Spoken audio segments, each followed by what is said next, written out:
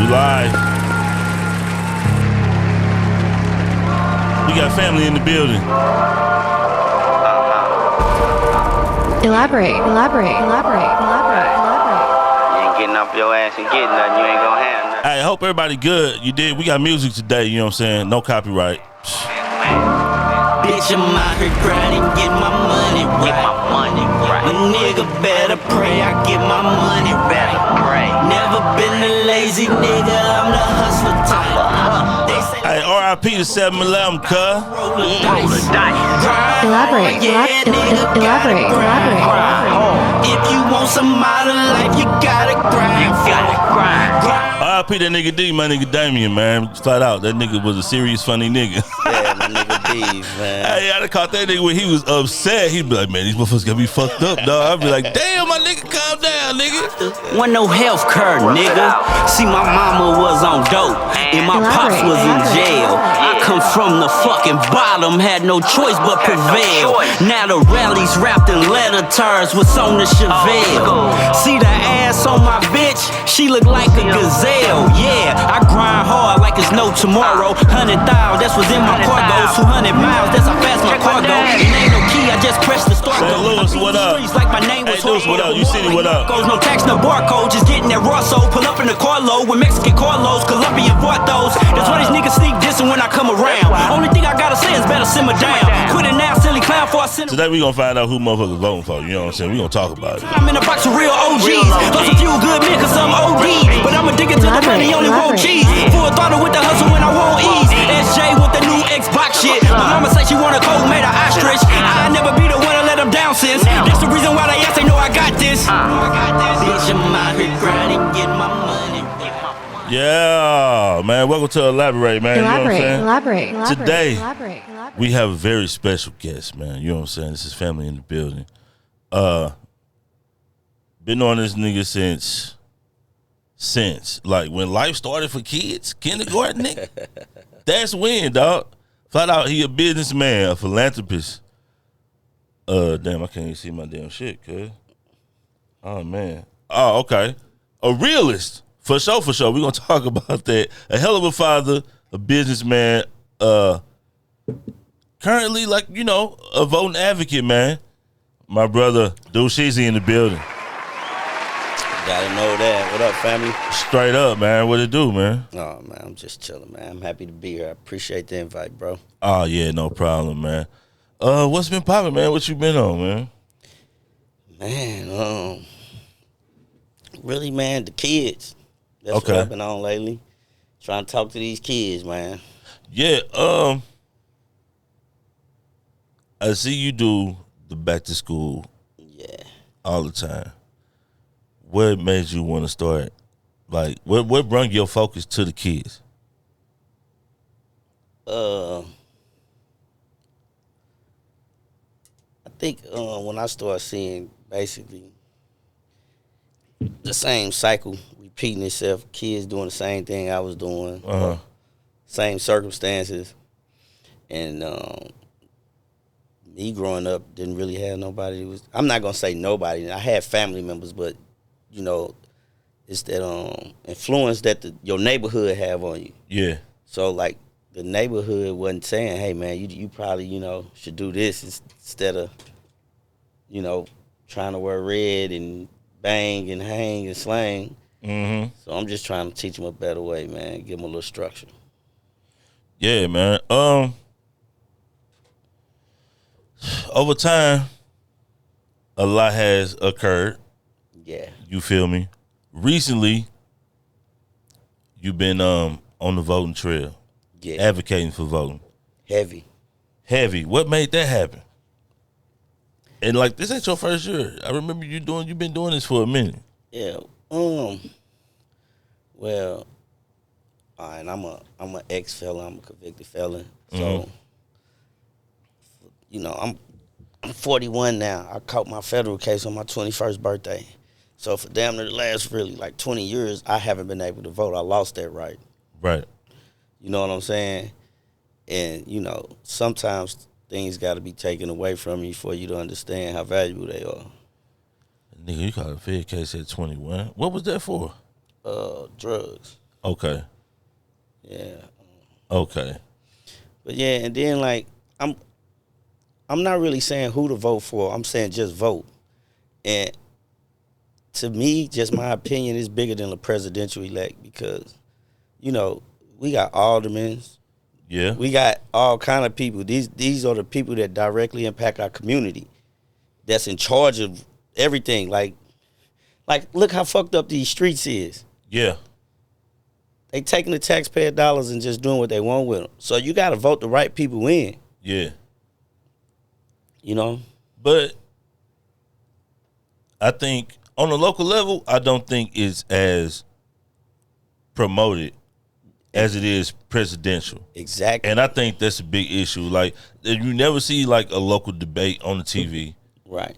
Which I guess I got to blame on the news sources in the cities, like Channel 2, Channel 4, Channel 5. You know what I'm saying? The local news sources, like you would think, put together a debate of the two people that have the most. I agree. Motion or. But it comes in your mail. But you know, if it ain't nothing about you, okay, these my bills, I got to pay my bills, or if this some money, what this other shit, yeah, throw it away. But it's a ballot. It's telling you it's a town hall meeting this day. Okay. It's telling you all this stuff that we just look over. Yeah, but still, a town hall, I say I got to go to it. I know. I'm just saying. Okay, say check this out. Once again, like I'm going to use her as an example. Not saying that I'm against her or with her, like Kamala. Mm-hmm. So a lot of people talk about like, oh, she was a prosecutor, and she was locking up, you know, black men or whatever. Yeah. Well, damn it, that's what prosecutors do. Yeah, that's their job. Literally. That's her fucking job. Like literally. Job. However, she had to get voted in. Yeah. So basically what happens is, like I said, like a prosecutor, a judge, like these people get voted in. And one day they turn into a governor or a senator. And one day they turn into the president. Right. If you would have been voting back then, they probably couldn't have never grew up to be what you didn't want them to be. It starts on a small level and it just snowball and get bigger and bigger. Okay. Look at Wesley Bell. Yeah. See how he getting bigger and bigger and bigger? Yeah. Yeah, that's how it happens. I see the trajectory and I see what you're saying. But on a local level, I just don't feel like it's enough information. I agree. Through in the people's face. I agree with you. Because there be a lot of people that be running, like, I just see their name on the banner, and it's like, they're like, I don't see them on the news doing no debate. I don't see them have a 30-minute sit down with nobody on none of these news sources. I don't see no social media clips of them. You know what I'm saying? Like, I'm on here. They don't reach out to no podcast outlets. They don't be on nobody's podcast. They don't do nothing. So maybe we can And do that part is on them. That's a good thing we having this conversation. That's what we need to work on. We definitely need to work on it.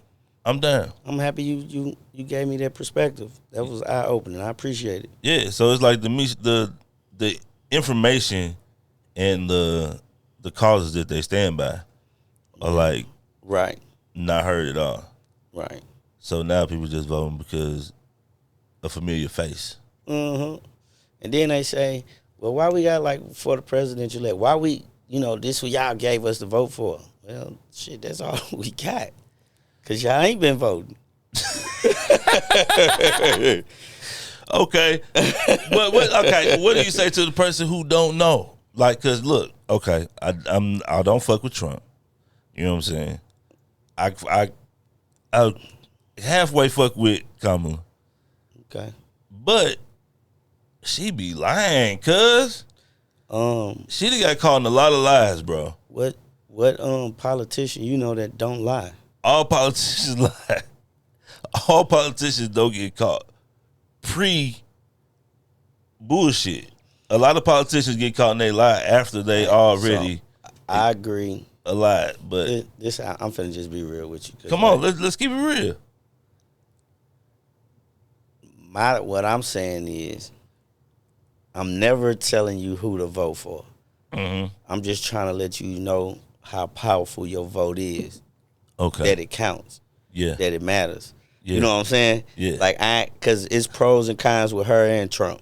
Yeah, for sure. So you pick what you think is good for you. Yeah. You know, what best suits you. What would you like? You know what I'm saying? Because we could talk about a lot of things. Okay, I'm finna give you a pro and a con about both of them. Okay, bet. Let's go. Okay. Trump, he's an ex-felon. Yeah. Nah, he's not an ex-felon. He is a felon. He a felon. You know what I'm saying? And he can basically imagine being a felon. Yeah, my hood moniker says vote for that motherfucker because like this legendary shit to the hood. Yeah, it may be legendary to the hood, but it's also a smack in the face. Yeah, I'm joking. I'm joking. My black ass with a felony not only couldn't vote, I damn sure can't run for president. Oh yeah, for sure, for sure. You know what I'm saying? Them facts. But guess what? The other countries respect the shit out of Trump. They do. They know Trump will fire some shit off at their ass. They do. So you notice, like, once Trump wasn't the president no more, all the motherfucking wars kicked back off. Everything kicked off, and we just start getting pimped out our money. So that's a pro and a con. Yeah. You know, with Kamala, you know, she like, I love the fact that they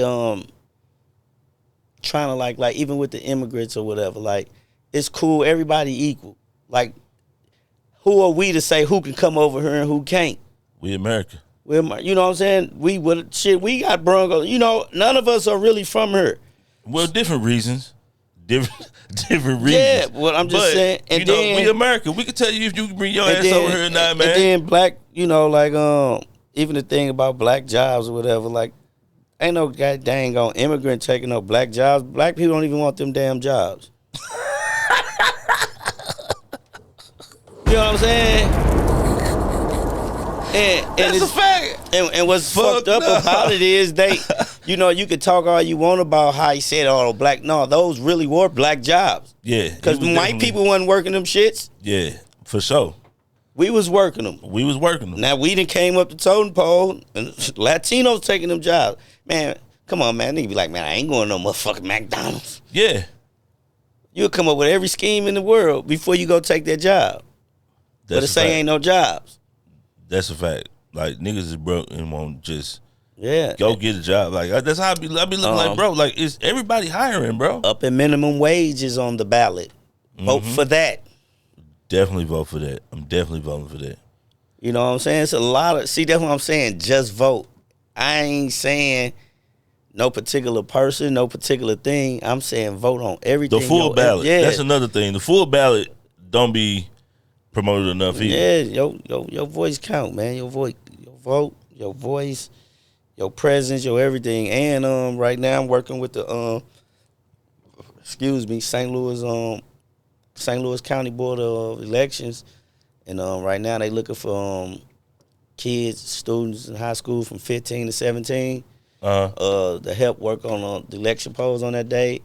If you 15, you can get the community service hours to graduate and also a letter of recommendation from them, you know, for us going to college. And if you 16 to 17, you can get paid, I want to say it's either $170 or $190 that day. Or you can get the community service hours to graduate. Okay. And you still can get the letter of recommendation from the Board of Elections, you know, on your college application. Okay. And how they sign up for that? I'm going to post it on my social media where you can click. It's a barcode. Okay. And all my social media is Deucesheezy. You can just put that in on Facebook, Instagram, TikTok, whatever. I'm going to post it. And they can click. What they looking for is like they struggling with kids in Ferguson, they said like over McClure area, U City. To give them volunteer? Yeah, they said that they need some more kids, and you know, like I'm pretty sure, you know, getting involved with them would be a good look for your kid on any college application. Yeah, you know. Yeah, it go a long way, and it's 16 hours towards your community service to graduate. Okay. Yeah, they make them do community service to graduate. Yeah, I'm gonna definitely clip it up, and then when you post the barcode, I'm gonna take the barcode and put it on the clip, so y'all can click it right now if you're looking. But so Uh, yeah, I don't know, man. I really want to vote for Kamala, man, but she be lying. I know all politicians lie, but at the other end, I do feel like if Trump get in office, hey, he gonna let niggas know, like, hey, I think everybody gonna get in check. China, Putin, they gonna be like, hold up, nah. Do you watch the debate often? Yeah, that's the thing about. Did you hear Trump insinuate a purge for a day? Yeah, I heard that. I say, wow. I heard that. That was deep. I heard Did that. you know that I don't like that. all police officers get full immunity? Immunity. Ain't that shit Like crazy, you just bro? kill somebody, get full immunity. That's deep. You know, a lot of black people say stuff like, well, Trump gonna get that money in. Yeah, nah, I ain't worried about that at all. I'm like, man, you can't get no money without him. Yeah, I ain't worried about that at all. I Or think anybody. Like, if you're a hustler, you gonna get it. yeah, I think most of America's concern is inflation Mm-hmm. and like the stronghold that China has on America. Yeah. I think those are like the two things. Inflation because family, finance rates, all of that. We want all of that shit to go down. Right. No matter what. That shit got to go down.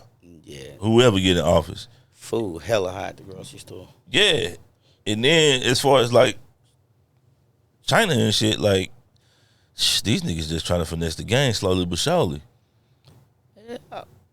Can you knock them from doing what we did? I can't knock them from doing what we did. You know? That's why I'm knocking the like government, the president for letting this shit go down like this, like they finessing. Man, you know, farmland. How China get farmland in America? Hey man, listen. They been selling. America been sold. Damn, America been sold. Yeah, man. Come on, man. You can look that shit up in the newspaper. You can see when America got sold to the Rothschilds and all that. Yeah, I done seen some docs about that. Yeah, man. So yeah, American been for sale. them facts, man. Them facts, man. Let's go to business. You a businessman. Had several businesses. How did you get into business? I knew I didn't want a job. Okay. I knew I didn't like working for people. However, I'm not saying that I've never had a job or worked for someone, because I have. But I always liked doing things my way, and I always was motivated, had drive and discipline, you know. And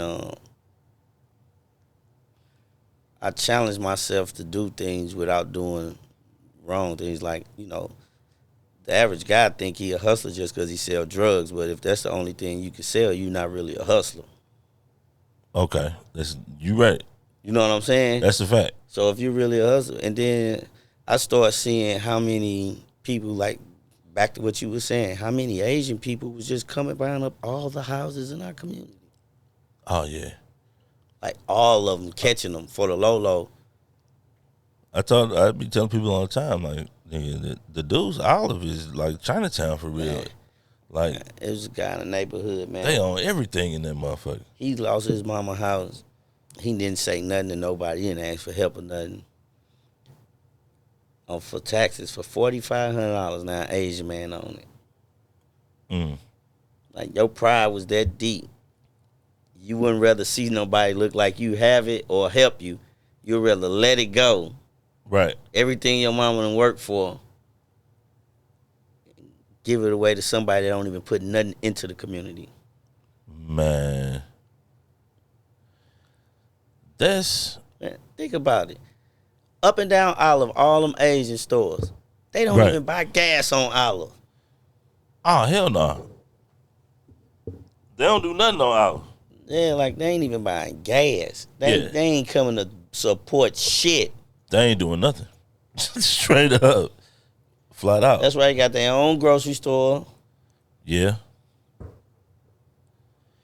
Why you think the black community can't do that? Because they ain't never, well, I was know going to say they ain't we never seen it, but we did have, like, What's that was in Oklahoma, Tulsa, Oklahoma, where they burnt it down, all that Black Wall Street. Black Wall Street. It was a few of them. Yeah, it was a few of them. They say the one in New York. What's the park? They say the park. Central Park. Central Park used to be. Yeah, it used to be a black community, man. Uh-huh. And that's the thing. It's like, are black people in fear that if we try to do it again, they gonna screw us over again? Nah, man. Black people fucked up. We got a lot of trauma. Like it's that shit actually, like so many years of it is down there in our DNA. Yeah. Trauma, PTSD, shit like that. Yeah.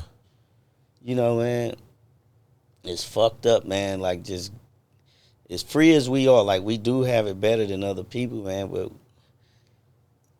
it's the things that they dangle in our face, that the bait that we fall for. Yeah. That's a fact. It's the bait that we fall for. And we right now people, we not tomorrow people. Yeah. That's just my opinion, because it is some black people that, you know, but for the most part, everybody about right now, what you could do for me right now. You know, it ain't about tomorrow. It's about what can you do for me right now. Yeah. I interviewed Chip, Wiley Price. Yeah. And he was saying that you could put what you want in a contract for the people who are running, so you can have them contractually sign the agreement, and they'll be held to it by contract. Mm-hmm. I wonder how that could be implemented, and why we ain't implemented that.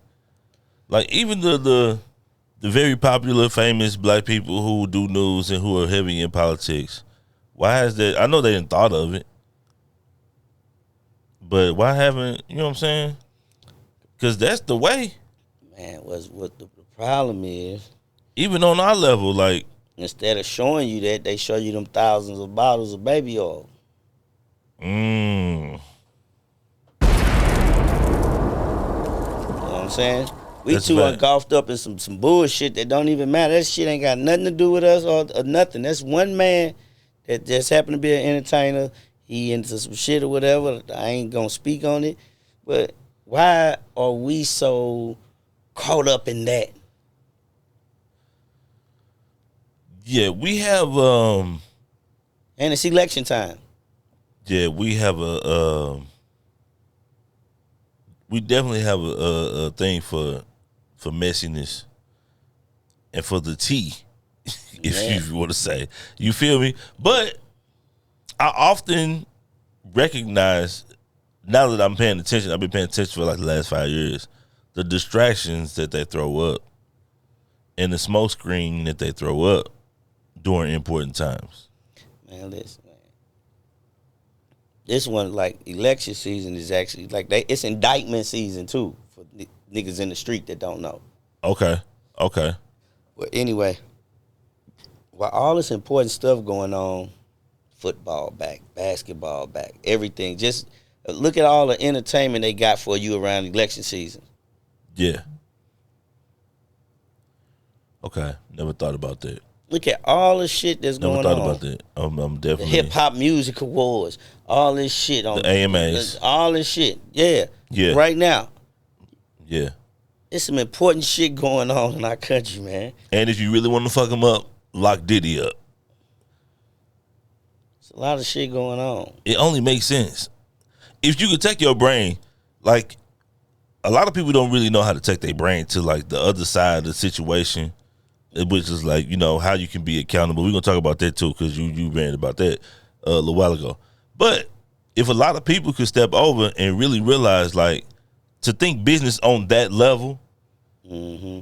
and think of, like, being very competitive and strategic on the outcome of a situation, if you have an op or somebody that you want to keep a bay, you're going to think of a way to do it. Flat out. And it's going to have to be big if you want enough eyes to do it. Like, you do what's being done to Diddy to somebody like Anthony Hamilton, it's not going to have the same Effect. Yeah, it's not gonna have the same effect. So it got to be big so we can get 99% of their eyes. And everybody that think like them. White people that listen to hip hop. Mm-hmm. They got all y'all on algorithm, so they already know who y'all are. That shit crazy, man. That's a fact. I never thought about that. They pull the bullshit around election time. There's They do. always some shit going on. Straight up. They do. Okay, so back to business. Who gave you the business game? Did you go in and just bump your head a lot and learn? I bumped my head a lot, but my dad was a businessman. My dad had a beauty shop. He had a shoe shine parlor. Like the dealer's license doing it. He was a hustler. My brother a hustler. Like I grew up around some hustlers. Right. Even the dudes in the hood that was doing whatever. Yeah. You know, the ones that was older than me or whatever, they taught me some stuff. Mm-hmm. You know what I'm saying? They just, I guess a lot of them took a special liking to me. You know what I'm saying? Yeah. And so some of the OGs was like, hey, man, you can, after a while, but by then I'm grown. Yeah. But they like,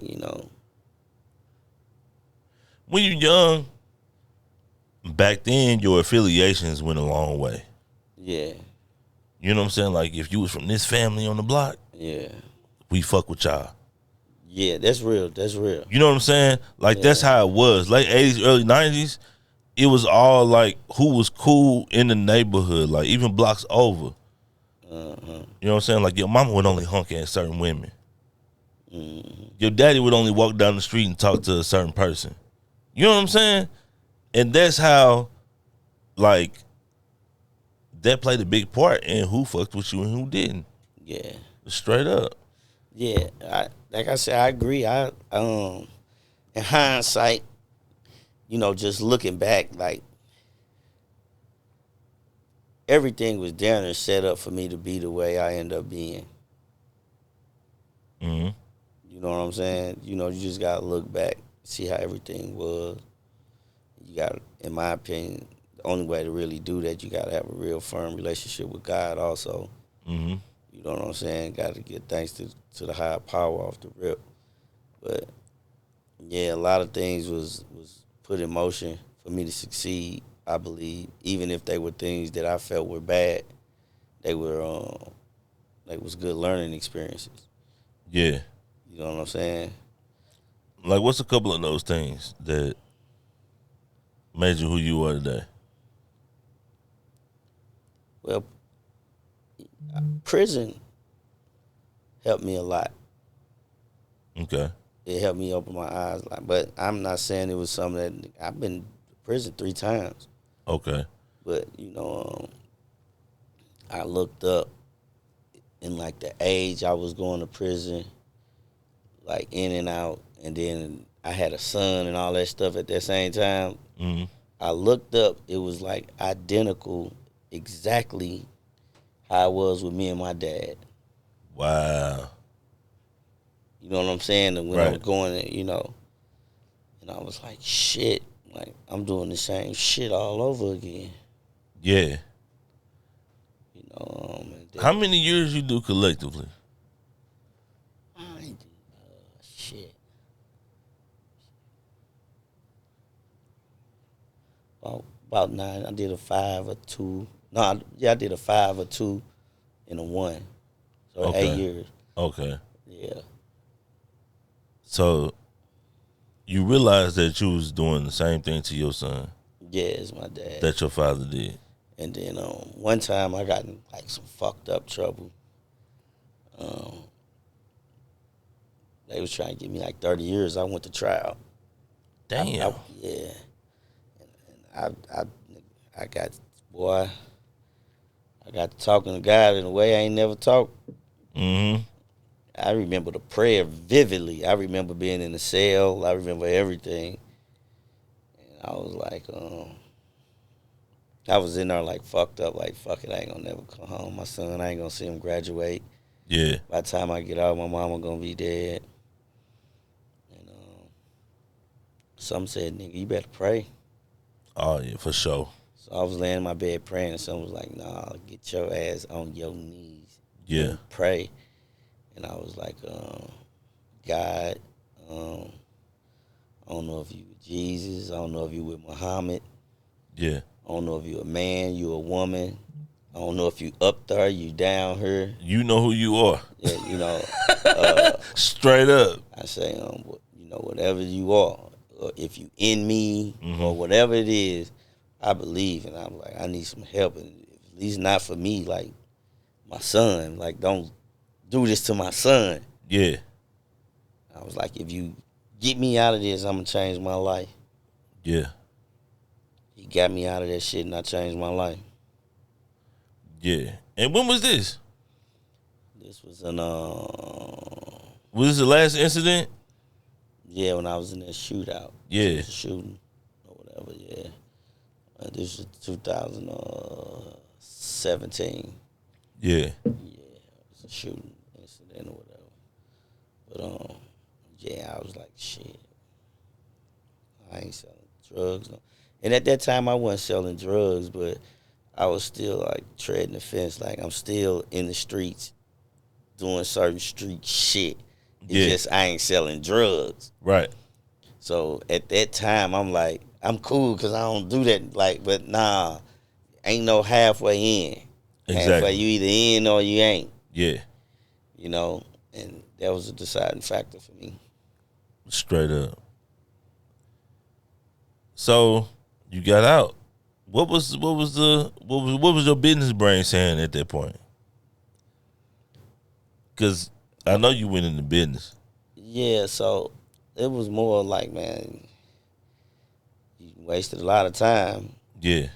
Out here ripping running these streets. Now you gotta get something, and you gotta make sure you leave something behind to your kids and your grandkids. And also, my mama, you know, she got old, and it was like I wanted to look out for my mama. Yeah. You know, that's my girl. I love my mama to death. For sure. So I just always wanted to take care of her, you know. So that's what it was. So I started just, man, I used to just be chilling and come up with a name and idea and go right on Secretary of State, Missouri, just create a new LLC. Mm-hmm. Bought a couple properties, sold some, invested in a bar. Mm-hmm. You know, man, I did a lot of things. Transportation companies. You still got the boy? No, I ain't in that no more. Okay. I kind of got in it with a person that wasn't too much of a good business person, and it didn't really work out right. Okay. So I was just like, I'd rather leave well enough alone. You did? Flat out. Just move on. Let's agree to disagree. Yeah. Ass nigga. The fuck? All right. Yeah. And so was that the bar the first business? Or what was the first thing that you threw at the wall and like either missed or hit? A lot of people think that business people don't miss. Oh yeah, man. That's false. I went and started that transportation company. I went and got me a trailer, one of them 4-car hauler trailers, and got that Ram Dually 350 with the 8-foot bed. You started hot shotting?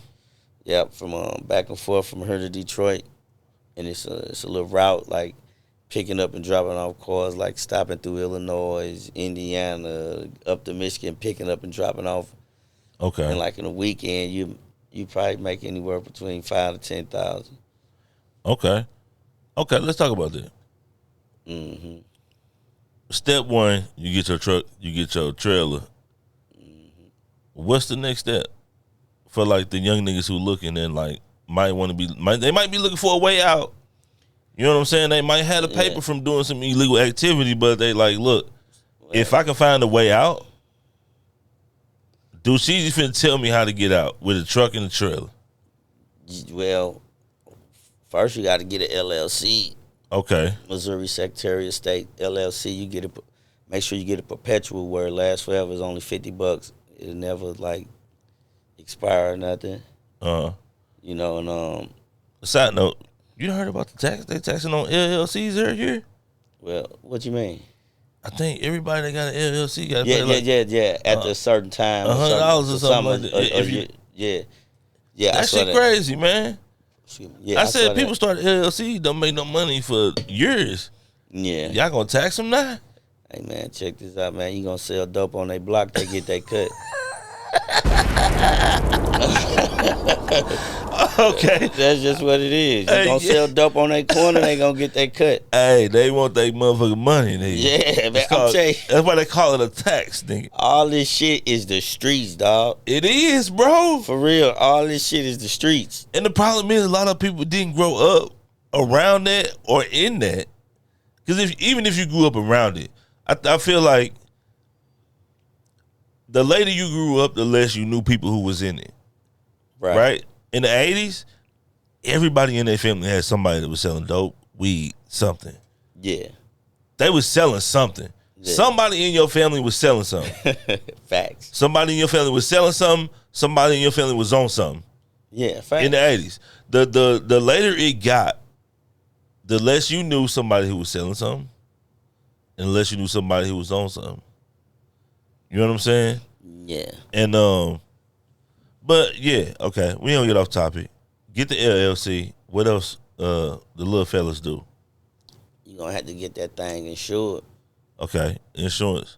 How much insurance be? Man, that insurance might be just starting off about $2,500, maybe $1,500 a month on them truck, because you got to think you need hundreds of thousands of dollars of insurance if anything go wrong with these cars that you're transporting. Okay. You know what I'm saying? Right. You know, then once you got all that together, you know, basically get your DOT number. Yeah. You know what I'm saying? For sure. Yeah, and then you get on the once you get that, then you know you can sign up, log in, and send you dispatch right on your phone. You can book loads right off your phone. It's an app. Book loads. Yeah. You can book loads there and back? Yeah, you can book. You can go on there before you leave. Uh-huh. You can book your load, like all your pickups and drops off all the way up there and all the way back. And is this a bid, or is this my load, let me click and add that to my cart type of situation? Yeah, that too. Okay, so this how you book your loads, because you gotta do it according to weight too, because you're gonna come across some weight stations and you don't want to be overweight. They gonna bust your ass. It's get ugly. Yeah, I know. You know what I'm saying? So you got to make sure you got that weight proportioned out right on that trailer. So while you booking these cars, you can't just be booking those. You know what I'm saying? Yeah. You can't go book 4 F-150s now. Yeah. Nigga, you better put a little car or something on there. Exactly. You put your Geo Metro on that motherfucker or something. Even that weight out, they gonna push your ass. 4 F-350s on that motherfucker. Man, you all bad. Man, that motherfucker heavy. Right. And I'm saying that's the start of it, but you know, if you gonna drive it, you also gonna need your CDL. Damn, you gotta have a CDL to do hot shot. Yeah, you put that trailer on that thing. Wow, I ain't know that. I thought you could just. Man, you gotta have that CDL. Put that trailer on there. Wow, I didn't know that. So you gotta have a CDL to hot shot. Now it ain't like you just got like the little 1 quart thing that you get from U-Haul. Like you got a big ass trailer. Yeah, you got 4 of them on there. Yeah, yeah. You got to be able to say we need something to know that you can drive this type of vehicle with this type of equipment on it. Okay, so you go, nigga, get a CDL, young man. Yeah. Flat out. And you know, ain't nothing like a good trade, man. CDL, good trade to have. Yeah, man. That's crazy you was doing this. So why you stop doing it? Man, also for real shit. Man, like in the wintertime or shit like that, man, or whatever, man, you be out there doing that shit in the snow and all that, and you be smelling like all this in your pores. Like, even when you done, you go home, you take a shower, you in your bed with your girl like, nigga. Shit all under your finger. I'm talking about, and it be cold out there sometimes. Your gloves be like going up there and get cold. Yeah. So in the wintertime and fall, like say if it's been raining or snowing or something, and like you got 2-3 pair of gloves and your fingers just froze. Yeah, I used to drive for HBO, And I used to go up to LaSalle, Illinois, like right outside Chicago. Mm-hmm. Bro, it used to be negative, whatever the fuck out there. That shit be cold and up we there, used to have boy. we used to have to drive up there, work the dock. Well, you on the dock is even for like colder. 2-3 hours. It's an open dock too. Like it ain't no building. Mm. You know what I'm saying? Like a goddamn me a damn Unilever warehouse or some shit, Amazon, nothing like that. It wasn't nothing like that. It's open. Mm.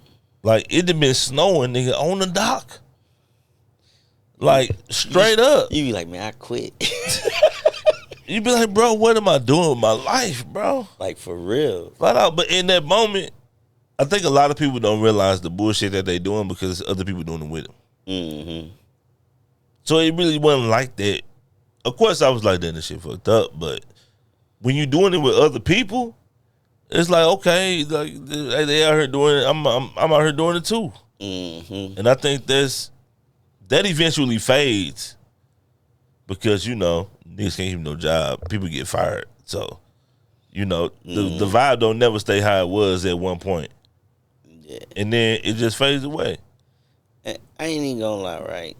And another thing about it was I was at that point, I was used to like hustling and being in the streets and being clean and flawed. I'm like, man, this shit, like I did all this shit, so I don't have to be bummy no more. Yeah. But one of the things that, you know, kept me not doing nothing crazy after that was the fact that it was like, shit, nigga, you was in jail. Your ass had to work. You might make like 40 cents a day. What was your job? What job did you do? Well, my job was actually cool. I was, well, let me see that when I was in Lexington, because I ain't have a job at all in Greenville. I was a hot trash man. At the end of the night, when jail closed down, everything they took from everybody. Yeah. I got like a big ass coat on and shit with all pockets in it and shit. So the first stop is like where the guards sitting smoking shit. Is like a long ashtray. I get that. They got like all half of squares and like down and shit. I'm like, all right, man, I know I'm still in this tonight. Yeah. Wrap it up, sit in the trash bag like right here. Yeah. I go to Lieutenant office, and everybody used to call me. They be like, yo, little St. Louis, like, hey, man, they took my tattoo gun. I paid you, you get it back, or shit like that. So every day, you know. And them half of squares is money. Yeah. So, yeah, I was selling roll-ups in there for like $10 a roll-up. Damn. Yeah, man, my homeboy, listen, man. That's a Louis Vuitton markup, nigga. Nigga, shout out to my partner, Henloke, man. My partner, he from Eastgate, right? Okay. He in there with me, though, and shit. Shout out to Eastgate, man. Yeah, see, niggas wouldn't expect me being from the Deuce to say my partner from Eastgate. I fuck with niggas from Eastgate and Westgate, man. Yeah. Hey, shout out. Me and Henloke was moving this shit out them cigarettes in the joint. That was my go-to guy, like. Dang, them half of cigarettes is money, man. nigga. We was booing them motherfuckers, and by that time I was like in the drug program finna go home, so I couldn't even sell nothing no more. Okay. I get that shit at the night of getting that shit. He ain't already know I'm gonna hit that dick. I'm gonna have them all rolled up. That's my guy, man. Man, that nigga used to hustle. We used to get it in. He still in? Nah, he out, man. Okay. He out. He was just the other day. He pulled up on me, gave me a bottle for my birthday, man. That's my bro. Man, that's what's up, man. Yeah. I think that's I don't want to say it's a benefit. It's a fortunate thing to, like, for people who've been in prison to get out, and somebody that was in prison with get out. Yeah. Because it's a relationship bonded Mm-hmm. in that special moment. Because, like, this where we at this point, my nigga. Yeah, we thugging. And you know, in the feds, nigga, they'll send your ass to Egypt, nigga. You be far as a motherfucker. Straight up. Like, nigga, we I was in Lexington, Kentucky with him. Yeah. Nigga, so we like 6 hours away from the crib. Yeah. So, nigga, it ain't. And prior to this, we don't even know each other. Flat out. You know what I'm saying? Okay. We don't even know each other. This nigga right down the street, we don't even know each other. Right. We meet in jail. Right. And, you know, form a brotherhood. Then I just come home to find out his little sister was from the hood. R.I.P. Breezy, man. Yeah, man. Straight up, man. But yeah, man. Business is important. Business is important, man. So, you said you was just riding around, just picking up all the trash and out the things in jail. Yeah, because it's nighttime. Yeah. And the guards know what I'm doing. Like, this is my job. They know I'm finna steal some shit. Every nigga that has that job do that. Yeah, this is what we do. It makes sense. Yeah. Yeah. I think they know every job. They know what somebody doing with every job. Yeah. Because everybody in here is a criminal. We criminal minded. You know, if it's a hustle, we gonna attack that hustle.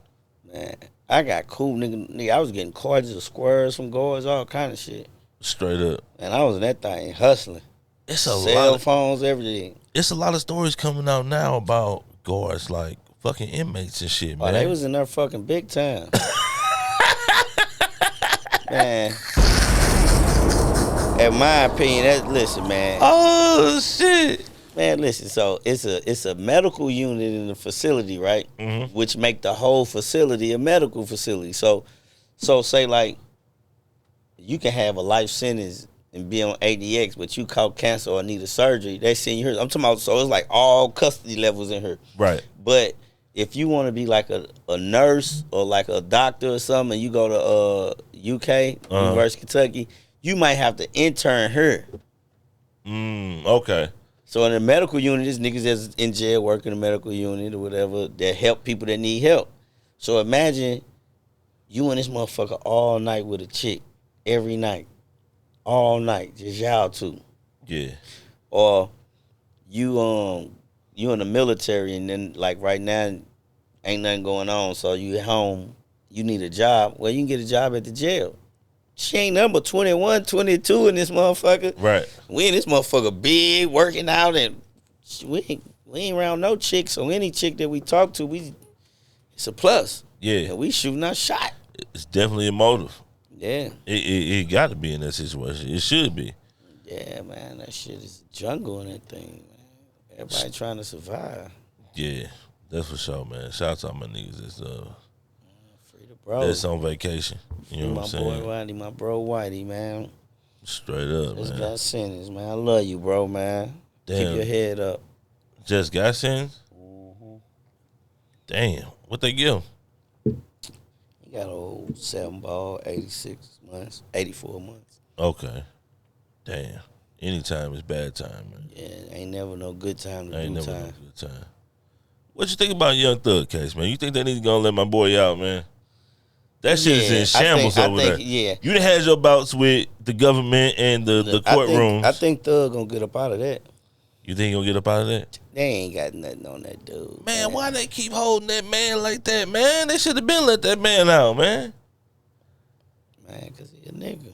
Everything they thought they had, then like, it's sand in their hand, like, just fell apart. Witnesses, everything. They on the third judge. What's wrong with these motherfuckers, man? These motherfuckers is crazy. Nigga, the one thing this do tell you, if you a criminal, do not go to Fulton County, nigga. I'm trying to tell you. Do not go there, nigga, because, like, anywhere else would have been like, you know what? This not even, nothing's going to hold up. Man, that it's bullshit, nigga. If he really was fucked up like that, that shit would have been a federal case. That's a fact. Because it's a state case. Yeah. State RICO. It's not a federal RICO. If the feds had him, it would have been like, they would have had him like dead to right. Yeah. Yeah. So they ain't got nothing on that, man. Free Thugger. Free Thugger. Let me ask you this question. Is Diddy cooked? Shit. Like a motherfucker.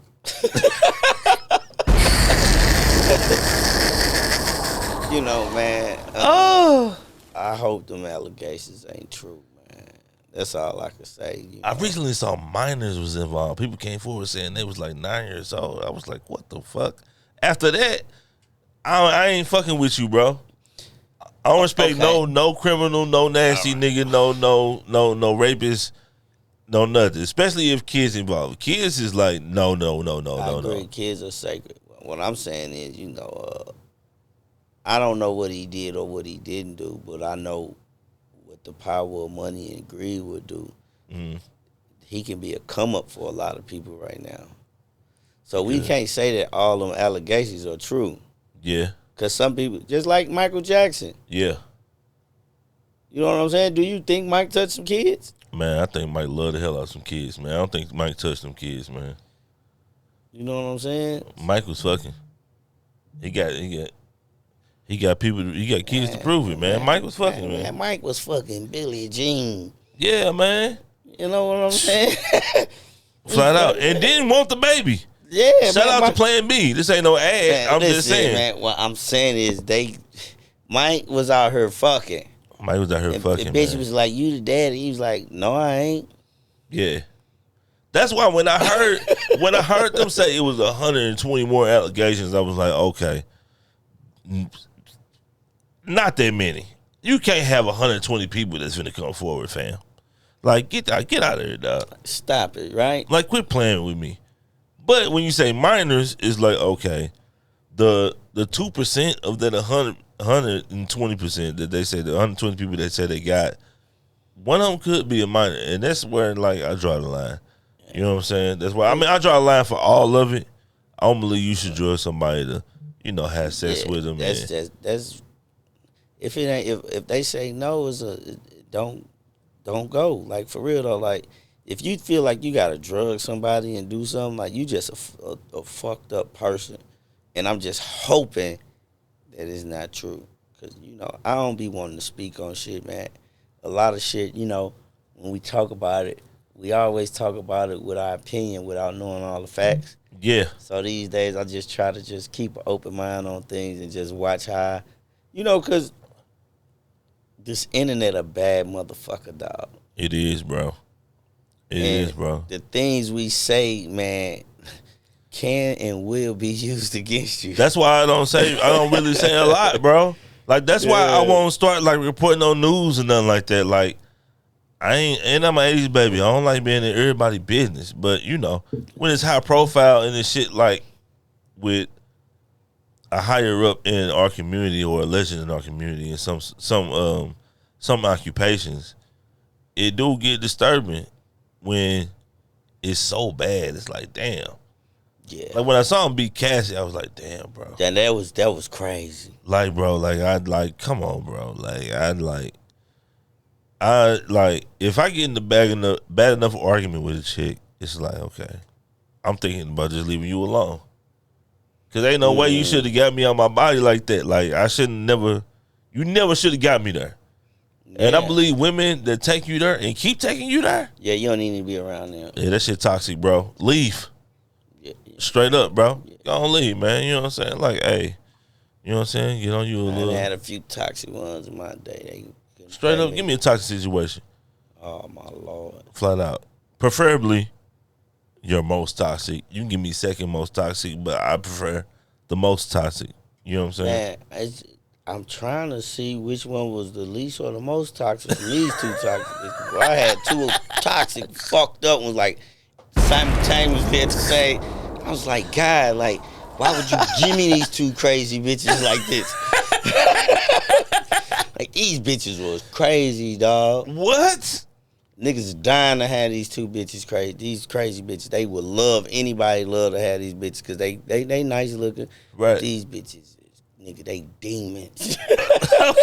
Okay, so them your top two. So give me one toxic situation from both of them.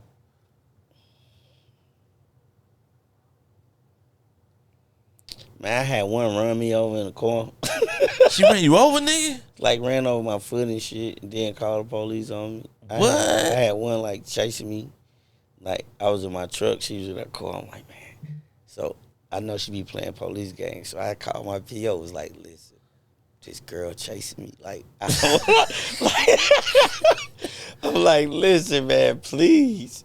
Like, I just need you to know I'm, like, nigga, I ain't doing nothing wrong to go to jail. I'm just trying to, can you do something to stop this shit? Yeah, straight up. Like, cause them chicks will get you sent away, man.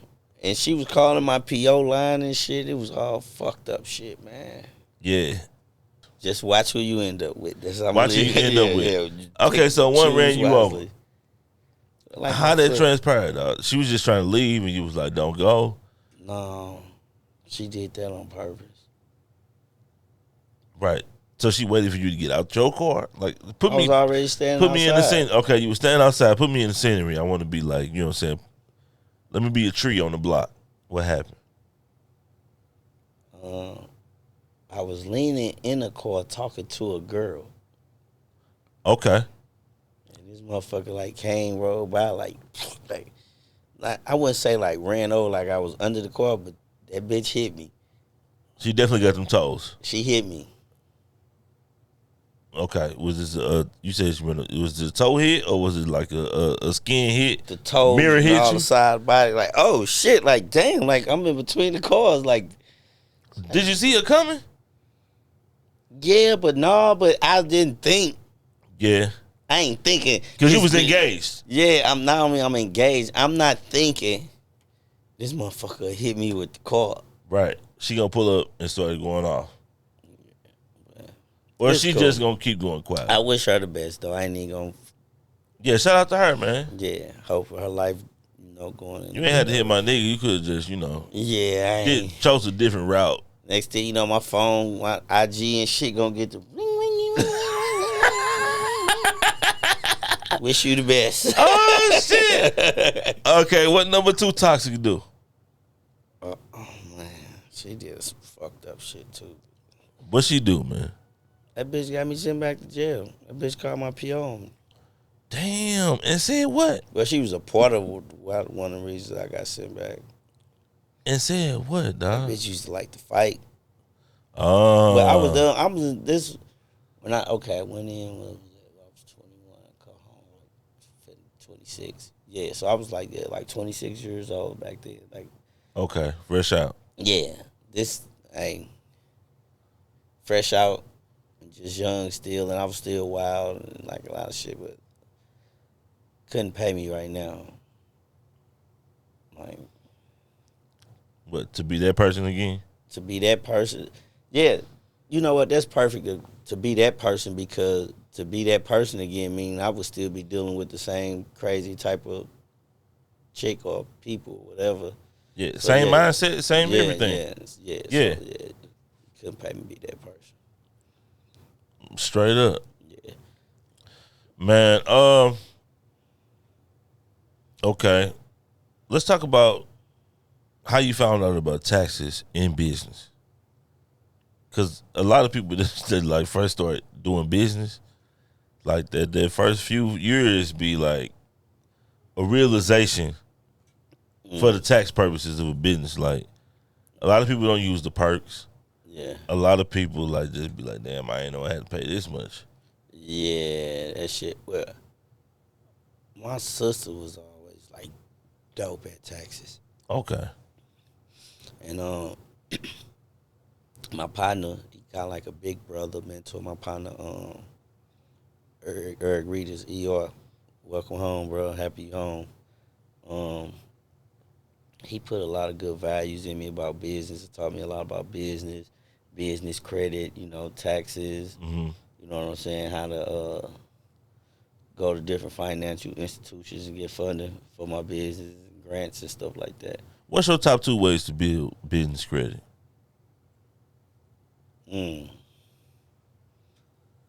Well, basically, your own credit, being your own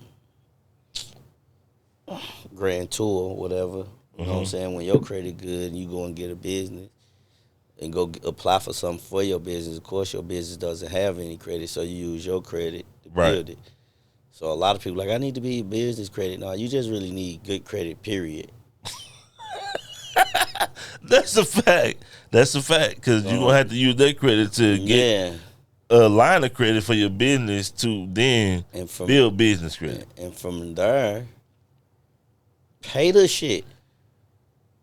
Yeah, we don't like paying shit for real, dog. You know what I'm saying? We don't like paying shit for real, dog. You know what I'm saying? We like to, hey, give us $5,000, nigga. We gonna spend $5,000 This what I can tell you though.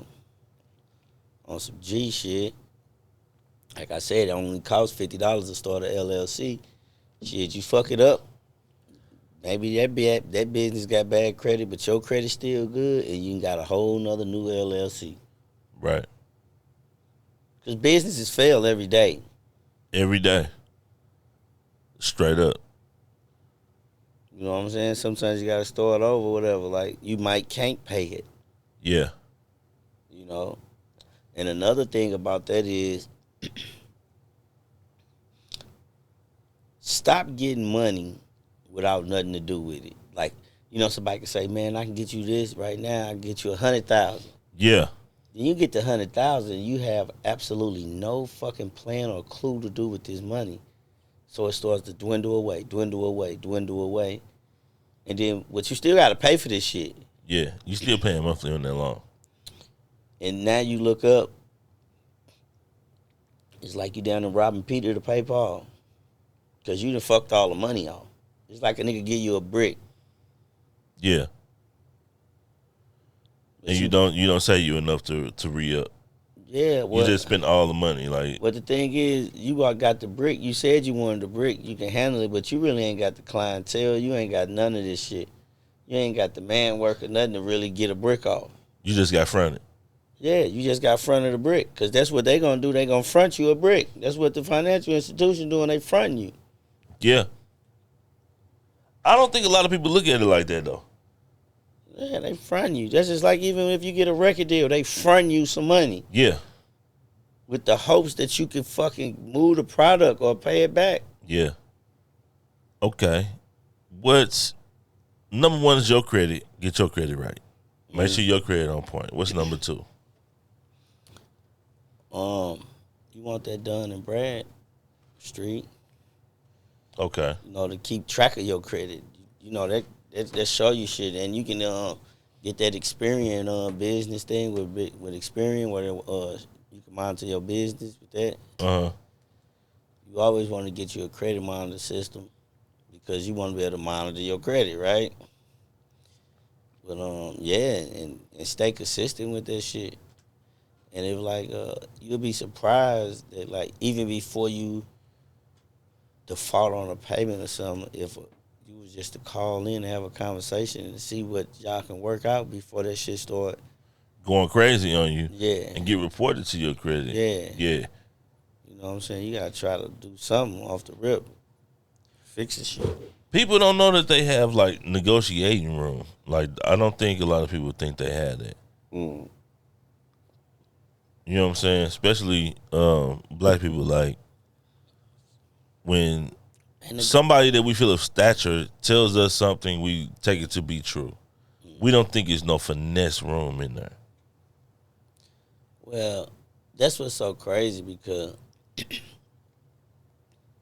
we only want to negotiate and finagle with each other.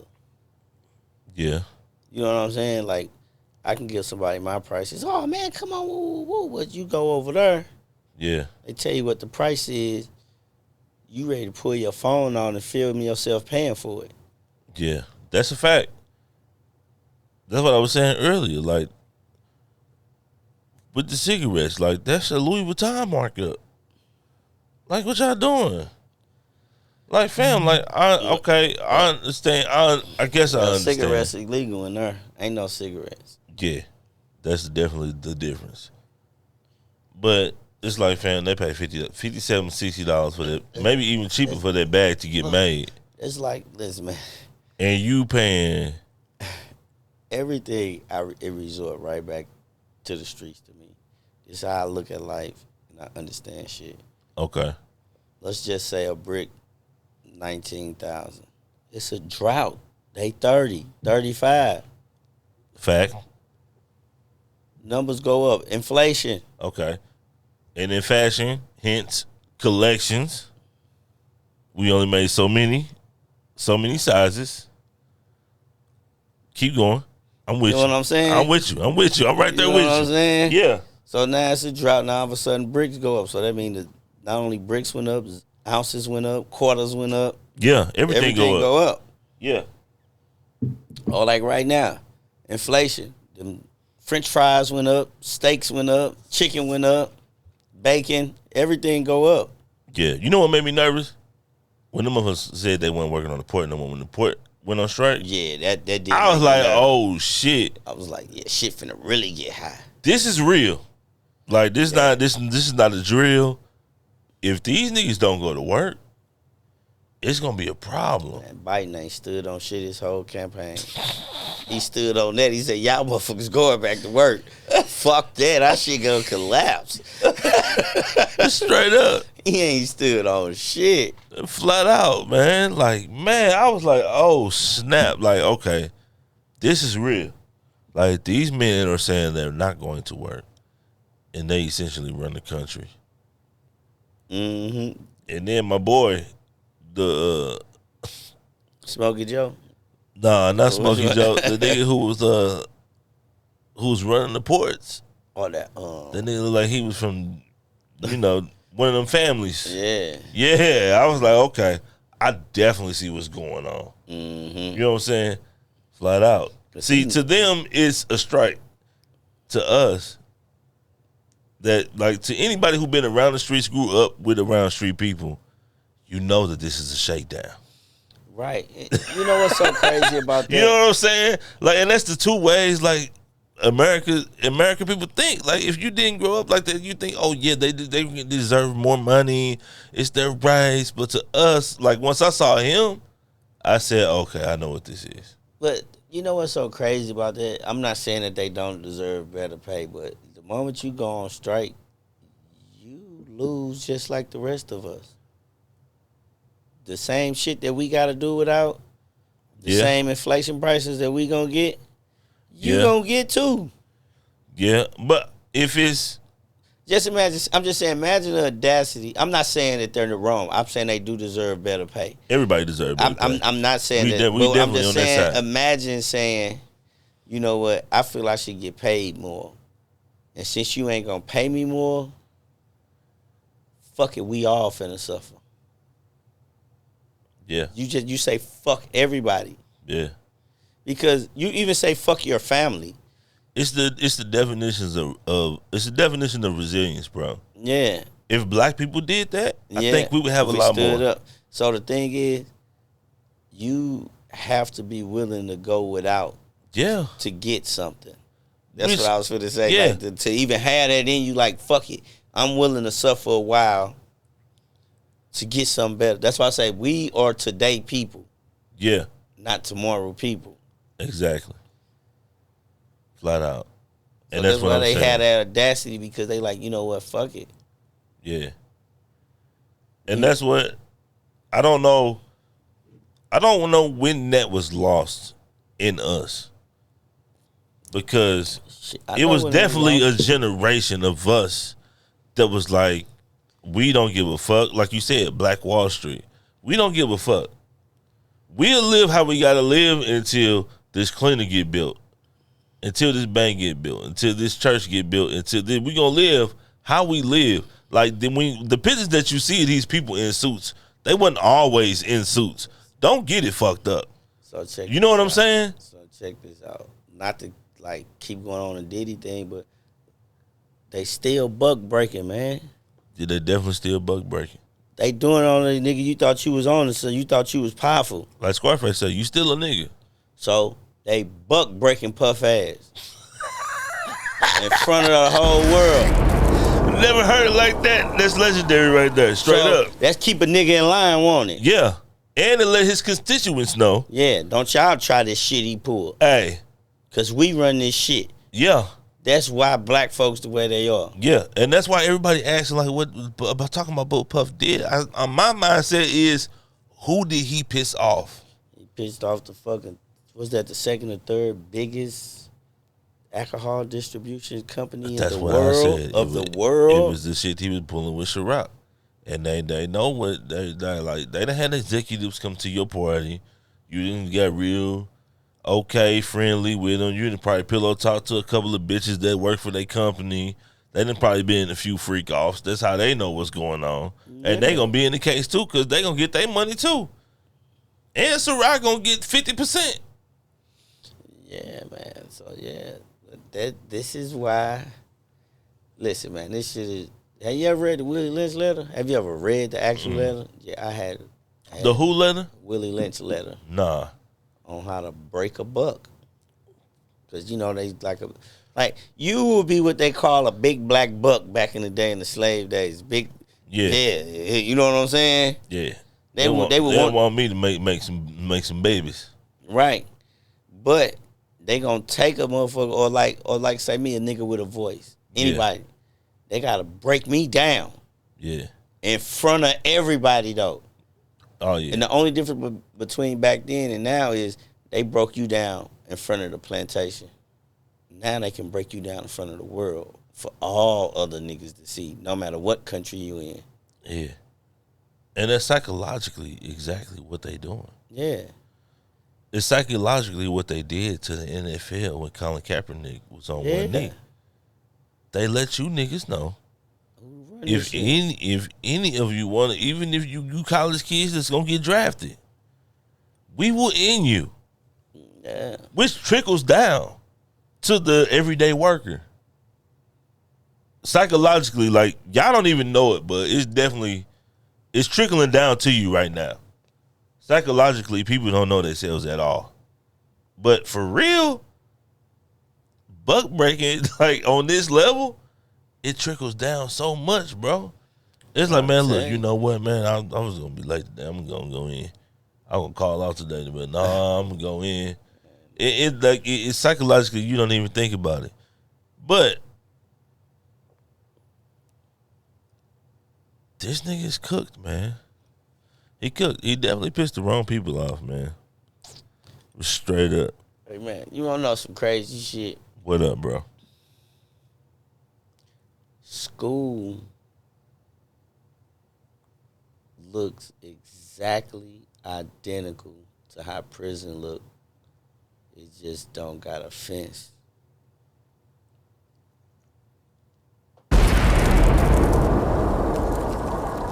Like, seriously.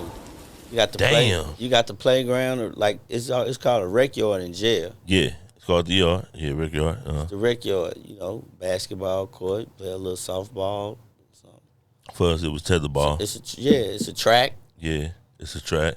Baseball. Yeah, shit like that. Yeah. You know, you go out there for a certain amount of time. And then, you know, like, you know how it was when you get to middle school, they teach you, you know, how to move around, a 10-minute move. Mm-hmm. That's the penitentiary, bro. Straight up. I swear to God. Wow. The same way you go to the cafeteria with your trays, I swear to God, everything is identical to prison. See, they ain't teaching people to be bosses. They teaching workers. Yeah. I definitely. And those that refuse to work, they lock you up and make you work regardless. Oh, you want to sell drugs? You want to do something? Okay, bet. We going to get you to work regardless, nigga. And now we're going to get you to work for a fraction of what we would have paid you to work if you were on the streets. So either involuntary or voluntary, you're going to be doing this. Yeah. You're going to go to work. You're going to work 8 hours. You're going to take a lunch. Yeah. When the bell rings, you come back in. Yeah. You work. And if you choose not to work, you're going to pay us to sell dope on our blocks. We get, even if you work. So just imagine it. You work, you get paid. They take taxes out. You buy something. They take taxes out of that. Yeah. And then to keep it, you got to pay taxes on it every year. Yeah. And if you own a house, you got to pay taxes on it. So the money that you pay, that pays your house note or pays your taxes, we paying for dope. It's already being taxed. When you get your check that you work for, yeah, it's already taxed. It's already taxed. Then you finna go spend it on something, and then they gonna tax that too. Yeah. So either way you go, they gonna get. Listen, that's why. Okay, if you want to own a business, or even like you remember back in the day, like you see on movies, like they, like when big mobs was like, I pay my taxes. Mm-hmm. Because that's all it's about. They just want they cut. Yeah, they definitely want they cut. You know, you weren't never intended to be no goddamn boss. You was supposed to have been a worker. We put you through the school system that taught you how to be a worker. We never told you how to fucking run a business in school. Yeah. We just taught you how to count the money in the register. You know what I'm saying? Yeah. Just all typical shit. Yeah. Home ec, they teach you how to cook. Motherfucker, teach me how to fix a furnace. Oh, yeah, no, they ain't teaching that. My mama could teach me how to cook. Yeah, they ain't teaching that. No. Teach you how to fix no furnace, nigga. You fuck around and drop out of high school. You know what I'm saying? They ain't gonna teach Which you means HVAC. it ain't no point in me being here if I'm gonna do that. My son asked me a question this week that fucked me up. He was like, do you use algebra? And I was like, dawg, I ain't never used algebra, bro. In my life. Straight up. It ain't shit I need to use algebra for. I ain't never used a variable. I've used fractions. Well, yeah. Fractions, okay, a variable. Yeah. But, like, when it get deep, no, I ain't never used none of that shit, bro. Man. But it's all to just keep you at a task for a certain amount of time. And, like, when shit like that comes to the light, it's like, you know what? My mind, my creative mind is like, and my business mind is like, man, like y'all niggas like hit this shit out the park. Right. On the other end, like the mind games y'all played over these years, y'all hit this shit out the park. Straight up. Hey dog, this one was it's gonna be all the way off topic. I know you got hit by the ruler by Miss Russell. Never. You never got hit by the ruler? She tried it. She tried it? Grabbed her hand. You told her I ain't having this? So I don't even get whoopers at home, lady. Okay. Nigga, I ain't going home getting no whooping. My daddy in jail, nigga. My mama like, yeah. Bitch, you ain't whooping me. Boy, Miss I Russell. will fight you in this motherfucker. Miss Russell used to fuck me up on the palm of my hand with that motherfucking she ruler, tried dog. that shit, man. Listen, man, I'm like Kenny going first grade, some second grade. I'm like, man, lady, you ain't whooping me. I do all the motherfucking whooping on this up here. On this motherfucking playground. I'm the motherfucker. Yeah, I'm the motherfucker handing out ass whoopings at this school, not you. These kids be on TikTok, man. I be remembering. I saw a recent Instagram clip of niggas playing pencil break. Man, I ain't seen that in hell. I saw an Instagram clip where a nigga was like old school games and pencil break was on there. Nigga, we used to be on pencil break. Yeah. Flat out. And shout out to the Vassars. If the Vassars still out there. The Vassar bus. The Vassar van. Yeah, the Vassar van. Yeah, nigga, I remember that. Hey, shout out to their daughters. I know the Vassars probably passed away. Hopefully they not. I ain't wishing death on nobody, but shout out to their family. That's the crazy. I forgot about that. Yeah, the Vassar van used to go crazy. Then we used to be on that bitch playing big pencil break, nigga. Man, I'm trying to tell you, dog. Damn, that brought back memories, man. Straight up, dog. Damn, that brought back memories like a motherfucker. Yeah, dog. The Vassar van was lit, nigga. You was like VIP if you was on the last Vassar van, nigga. Yeah, that motherfucker had air conditioning and shit. What, nigga? What? Miss Vassar used to always remind me of Whitney Houston for some reason, dog. Oh, yeah. Straight up, dog. That was that hair back in the day. You know, they all had that type of hairstyle back then. Yeah, dog. Yeah, man. Damn, that shit just took me back. Yeah, man. R.I.P. everybody that passed from my past, nigga. Yeah. Miss Ernestine, that was my nigga. Miss Ernestine used to hook me up. Man, I be shooting darts with her daughters and shit sometimes. Straight up? Yeah, man. Boy, y'all mama a legend. Man, listen, that was so crazy. Miss Ernestine so old. Her daughter's really old enough to be my mama's and shit. You know what I'm saying? Yeah, because Miss Ernestine was old when we was in grade school. Yeah. Yeah. So, shit, yeah. She got kids that's 60. Damn. Yeah. Miss Ernestine wasn't that damn old, dog. You know what? She was old school back then. Women used to have kids very early. Yeah, you got to think, though. She was 80-something down there. When we was in grade school? No, I'm talking about, like, now she would have been, like, 80, 90 or something. Okay, yeah. Yeah. She was, but nigga, yeah, she was old when we was kids. Miss Ernestine was a legend, boy. Man. She used to hook me up, man, boy. that motherfucking Star Crunch or that Nutty Boy, like, oh. That motherfucker was a quarter back in the day, nigga. Nigga, I remember Donita broke up with me because I wasn't buying no Star Crunch. Ah, Donita agreed. Yeah. We went together for one day, nigga. Nigga, you ain't buying no Star Crunch. What? That shit was over, huh? Hell, nigga, was girl what? They don't get me a Star Crunch. What the fuck you talking about? I was young and on one. Hey, You feel I me? don't blame you back then, nigga. That was like the exclusive shit to have. Yeah, dog. For real. A Star Crunch, nigga. That motherfucker was delicious. Oh my God, nigga. That motherfucker right there, dog. Hey, Damn, boy. You Hey, get that motherfucker coming through the lunch line, you walking to the table like, nigga, I'm on. Like, nigga. yeah, and like, I know y'all think we tripping, but it wasn't an everyday thing that the Star Crunches was on deck. Yeah. Oatmeal cream pies, plethora. Yeah. You get them every day. Plethora. You'll come to school one day and the Star Crunch would not be available. Yeah. So when they had them, you had to get on them. Yeah, you had to get them. Yeah, you had to get them. Yeah. And boy, she had asked me to buy her one. I was like, nah. She was like, I don't want to go with you no more. I was like, okay. Like, you still ain't getting this motherfucking Star Crunch. Hey, you ain't shipping that. Straight up, nah. Hey, no, hey. I'm straight up. I'm talking about. This how gangsta it was when there wasn't no social media. We used to, hey, it used to be different. Mm-hmm. Recently, you made a post about men being accountable, bro. Straight up.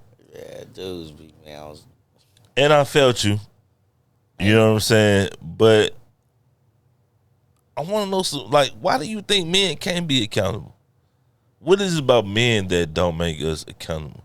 Granted, I'm here for the kings. I don't think women be accountable for a lot anyway. But I think a lot of shit that women do don't get exposed to where they don't have to be accountable.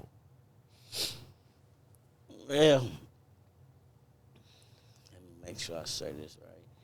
Yeah. I feel like in our community, a lot of men haven't had to be accountable.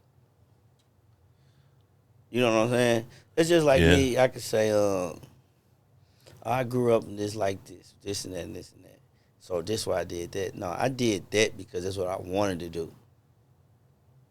You don't think some of what you did when you was young because of what you saw? Yeah, but I would be a bold-faced lie if I said I didn't see other things. Okay. You know what I'm saying? But on what capacity though? Like, which one was more? Did you see this more than what you could have been? Okay, so remember I kept saying we today people, not tomorrow people. Yeah. So like my sister she just always been like a straight now when she going like I seen my sister like always live a good life and have a job. Right. And me and my brother was in the streets or invest in the business, whatever we did when it went wrong, we had to call our big sister, the one that had the job. But we be telling her, man, you doing this job and this and that, woo, woo, woo. But shit. She was like, fuck what y'all saying. She was consistent. Yeah. You know, and then like I had neighbors, they were older, but like I said, I know what I wanted at the moment. Mm-hmm. Was caught up in today, not tomorrow. Yeah. I just know I'm hungry right now. I have nothing to eat. Yeah. You know what I'm saying? So I just want to eat tonight, and then we can figure out tomorrow. Yeah. You know, and then you know, we go a lot of like people that look like us. We go to jail, or you know, like we said, man, we from this era. This how it was. This my daddy raised me to be like this. So basically, everybody got a belief system. Right. Like, one of the things a part of most men belief systems is if somebody call you a bitch, they disrespect you, you should whoop their ass. Yeah. Man call you a bitch, you finna, like if somebody be, oh man, fuck you old bitch ass nigga. Fighting words. It's red light. This is things that are part Straight of your up. belief system. Yeah. Now imagine somebody that grew up somewhere totally different and was like, and you like, fuck you bitch ass nigga, and he's like, yeah, okay, whatever, buddy, and just walked off. Damn, what belief system is that? A motherfucker that probably grew up with a rich family that understand. I'm at least got to tell a motherfucker, nigga, fuck you too, bitch. Have you ever, like just really, really tripped off people that grew up totally out of our country? Yeah, like, I done worked with them. I done worked with a lot of white people. Hey, listen, man, I remember one time, man, I was doing community service because I had to do some shit because I was in the feds and I was working at this, like a church or something. I had to go in here and do some shit. And this one white dude went off. I mean, this black dude went off on a white guy.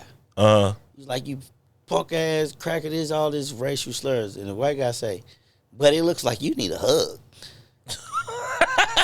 And it just it fucked dude whole vibe up. Like he couldn't even be mad no more. Like, what? Buddy, you look like you need a hug. Damn. Like, what do you say after that? Like, nah, motherfucker, I'm be like, but what I'm saying is everybody got different belief systems. And one of the most fucked up things about me and our belief system is I'm a man, so you know I can't just be with one woman. Like, it wasn't meant for me. You know, the average guy say, it wasn't meant as men, you know, back in the day, the kings did woo. And then let that girl get that pussy away, though. Your whole world upside down. I don't agree with your whole world being upside down. Is your girl go if you got several girls. Now, I will go back to the African heritage, you know, to where niggas did have several wives. I think that has a lot to play into it. Because, you know, I'm here for the kings. You know what I'm saying? You leaving some shit out that was in there, too.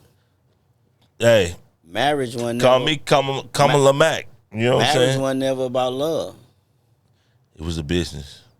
Everything was business. Damn. Bro. So many motherfuckers out here ain't married because they're not thinking business, bro. So to say, oh, she married him because he got this, or he only married, motherfucker, that's what marriage was about.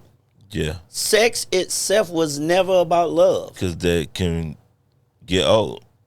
I'm saying, listen, sex was to fucking create life. Yeah, it was a tool. And we so fucked up. We've been enslaved so long, we got the right to say, nah, that's mine. She belonged to me, or he... How the fuck somebody belong to you? Yeah, that's my pussy. I married that pussy. That's yours. Yeah, that's but mine. Guess what? Yeah, but the master could come in the middle of the night and take her from you. Oh, yeah. And what you gonna do? And you gonna tuck your motherfucking tail?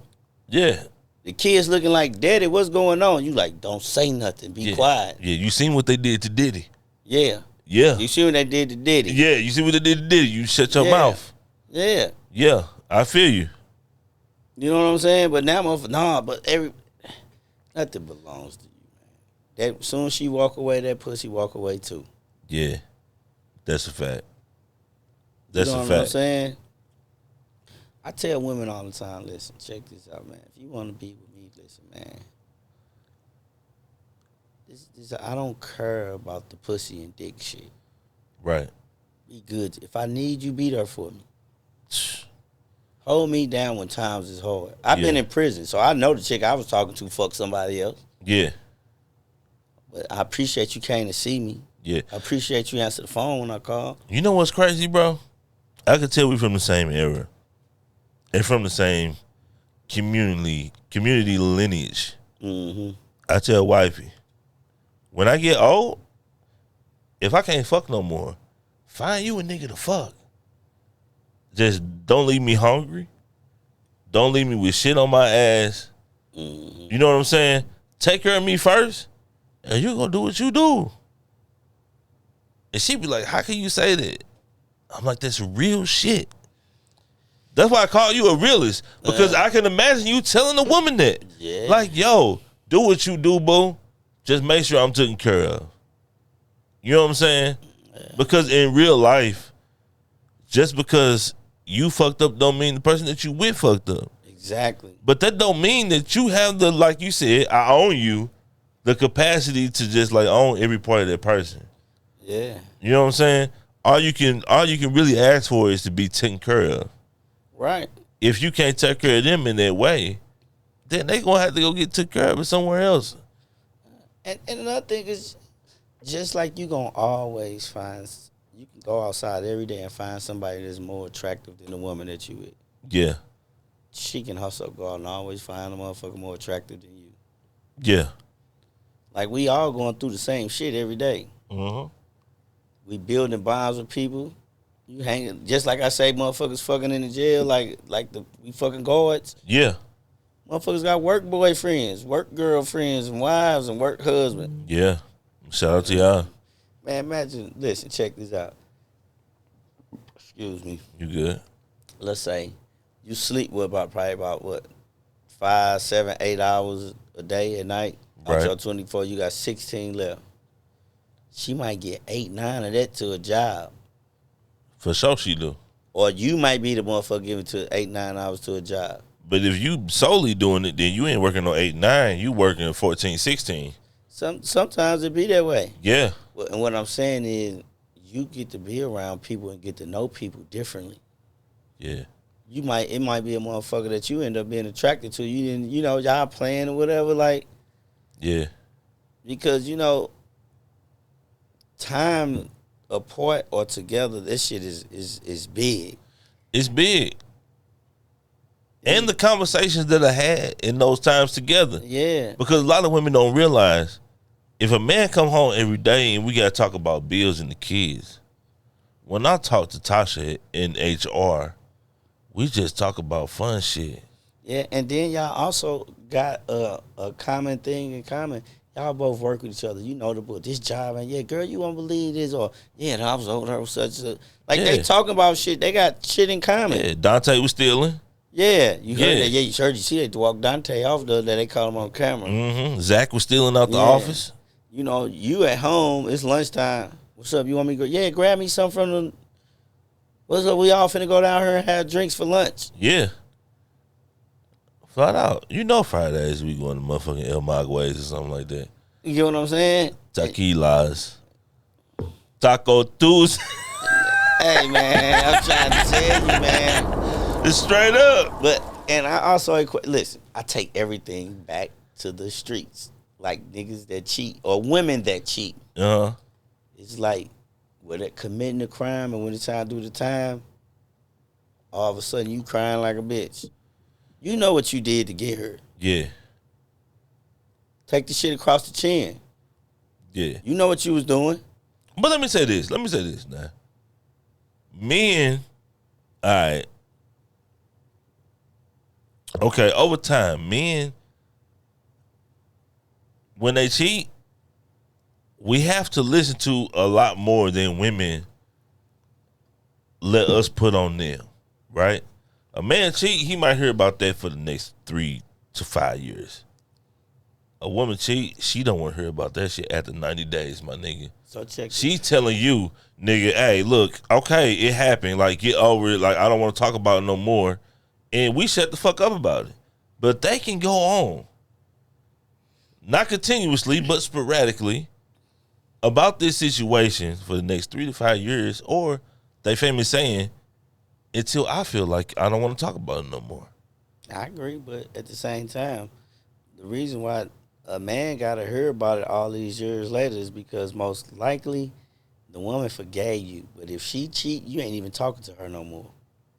So you ain't even got to talk about the conversation ain't even had no more because it hurt you so motherfucking bad to know that the way she sucked your dick, she sucked another nigga dick, you can't even look at it no more. You don't even want her no more. Oh, fuck no. You better not suck no dick. Oh, hell no. Because it's in your mind. If she cheat, you know, like, man, she just sucked this nigga dick. You know the way she sucked your dick. Yeah, nah. You see, but this is the thing. That's why, like, I never wanted to know the particulars. I don't want to know, like, women want to know everything.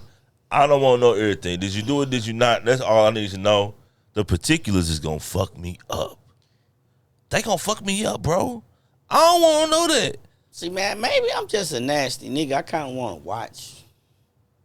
Okay. I'm fucked up a little bit, but maybe I'm not fucked up, and maybe that's why the shit that bother other men don't bother me because, shit, it's all fun. I only want to watch you with another girl. I don't want to watch you with another nigga. Flat out. I don't want to see no nigga dick in no way, but I'm just saying, like, I want to see my girl do nasty shit. Okay. Yeah, like, I don't want to see no another naked man. But, you know, if you go over there and fuck, that's your business. I ain't going to ask you about it. If it's your girl? Yeah, that ain't my business. That's her pussy. And what I gonna do with my dick? What? Hell no, dog. Flat out, dog. You can't be like that, dog. You gotta change your ways, man. Okay. Check this out, player. I love me too much to let anything you do hurt me. Now that's a boy. That's a boy. That's a boy right there. That's a boy. Flat out. You And I'm don't love me definitely too much to be tripping off what you doing. I'm gonna definitely say the way I'm thinking is definitely out of all feelings. I'm definitely speaking from a feelings perspective. Like, yeah, like I'm just not finna know you going over fucking this nigga and be good. So when I'm unless saying he you heard I say what you do is your business. We ain't got to talk. Man, yeah. See, this is the thing, man. Really, they cheat better than us. They do. They been fucking. Yeah. Our dumb ass just getting caught. And that's why she keep bringing it up to make your ass feel bad about it. This way she can still be fucking. Oh, so she basically, in hindsight, saying, nigga, you don't even know how to cheat. Yeah. Oh, motherfucker, you did this. So now you like, damn, she tripping again. So now this argument that came up. So now she need time alone. Mm-hmm. To get this off her chest. Yeah. Bitch, if you want to go fuck the other nigga, you ain't got to come up with no argument. Just go. Just tell me you'll be back or you going out with the girls or something. Like, you didn't have to start an argument. Yeah. You go cheat, I'm finna go cheat. Okay. You know, we gonna get cleaned up. We gonna come back home. We gonna get up in the morning. We gonna make sure the business straight. Straight up. Because that's really all it's about is the business. At the end of the day, once the business gets fucked up, shit get going very bad. Man, it's about the business. And if you look at it, we ain't neither one of us cheating. We just, you know, we just making sure we take care of this business, man. We're building an empire. Yeah. Let me ask you this. Do Deucesheezy see himself settling down? I want to be married one day. Okay. What qualities or like, what's your top 3 qualities in a woman that you would potentially marry? She got to be self-motivated just as much as I am, a hustler. Okay. You know, because, you know, if she got her own shit going on, or we you know, we collab, do shit together, but I'm saying, but you going to have to probably be a motherfucker that's just as busy as me to understand that you can't see me all, you know, like. Yeah. You know what I'm saying? But whenever we are together, all the shit going to be magical. Yeah. It's going to be like, epic. I'm going to go all out, like, nigga, we could fly to the Caribbean, we could do whatever, yachts, boats, we could do whatever. Yeah. I'm with whatever. I'll spend whatever on my woman. Yeah. You know what I'm saying? Ain't no limit to what make her happy to me. Yeah, because money going to come. Yeah, this shit come and go. And like I say, the understanding, that matters the most. No matter how much you communicate, that's a motherfucker hard, bro. don't understand you. Y'all could just be talking back and forth, ain't no understanding. So, like, I need a woman that's understanding. I need a woman that can take herself out of her shoes and look at things from a different point of view. Let me ask you this. I don't think that woman, 95% is findable if she does not have her father and her mother in her life. I believe that a woman that you want to marry should have to have a steady relationship with her father. Even if they divorce, even if her mother and her father divorce, she should still at least up to 16, 17 years old be able to grow up with that dynamic. Mm-hmm. Because women that didn't grow up with their father do not understand men at all. Even if they have a stepfather, sometimes depending on what, like, you know, most stepfathers come in around 10, 11, like 9, around that age. If he came in earlier, like 2, 3, 4, 5, then it might be effective. But if it's not that early, it's not the same effect as the, like, a woman growing up with a father. And I don't think niggas look at that when they get married. Because I didn't look at that when I got married. Yeah, it go both ways, though. Yeah. Because you can have a father around, that don't mean he's a good father. That's a fact. You can have an abusive father.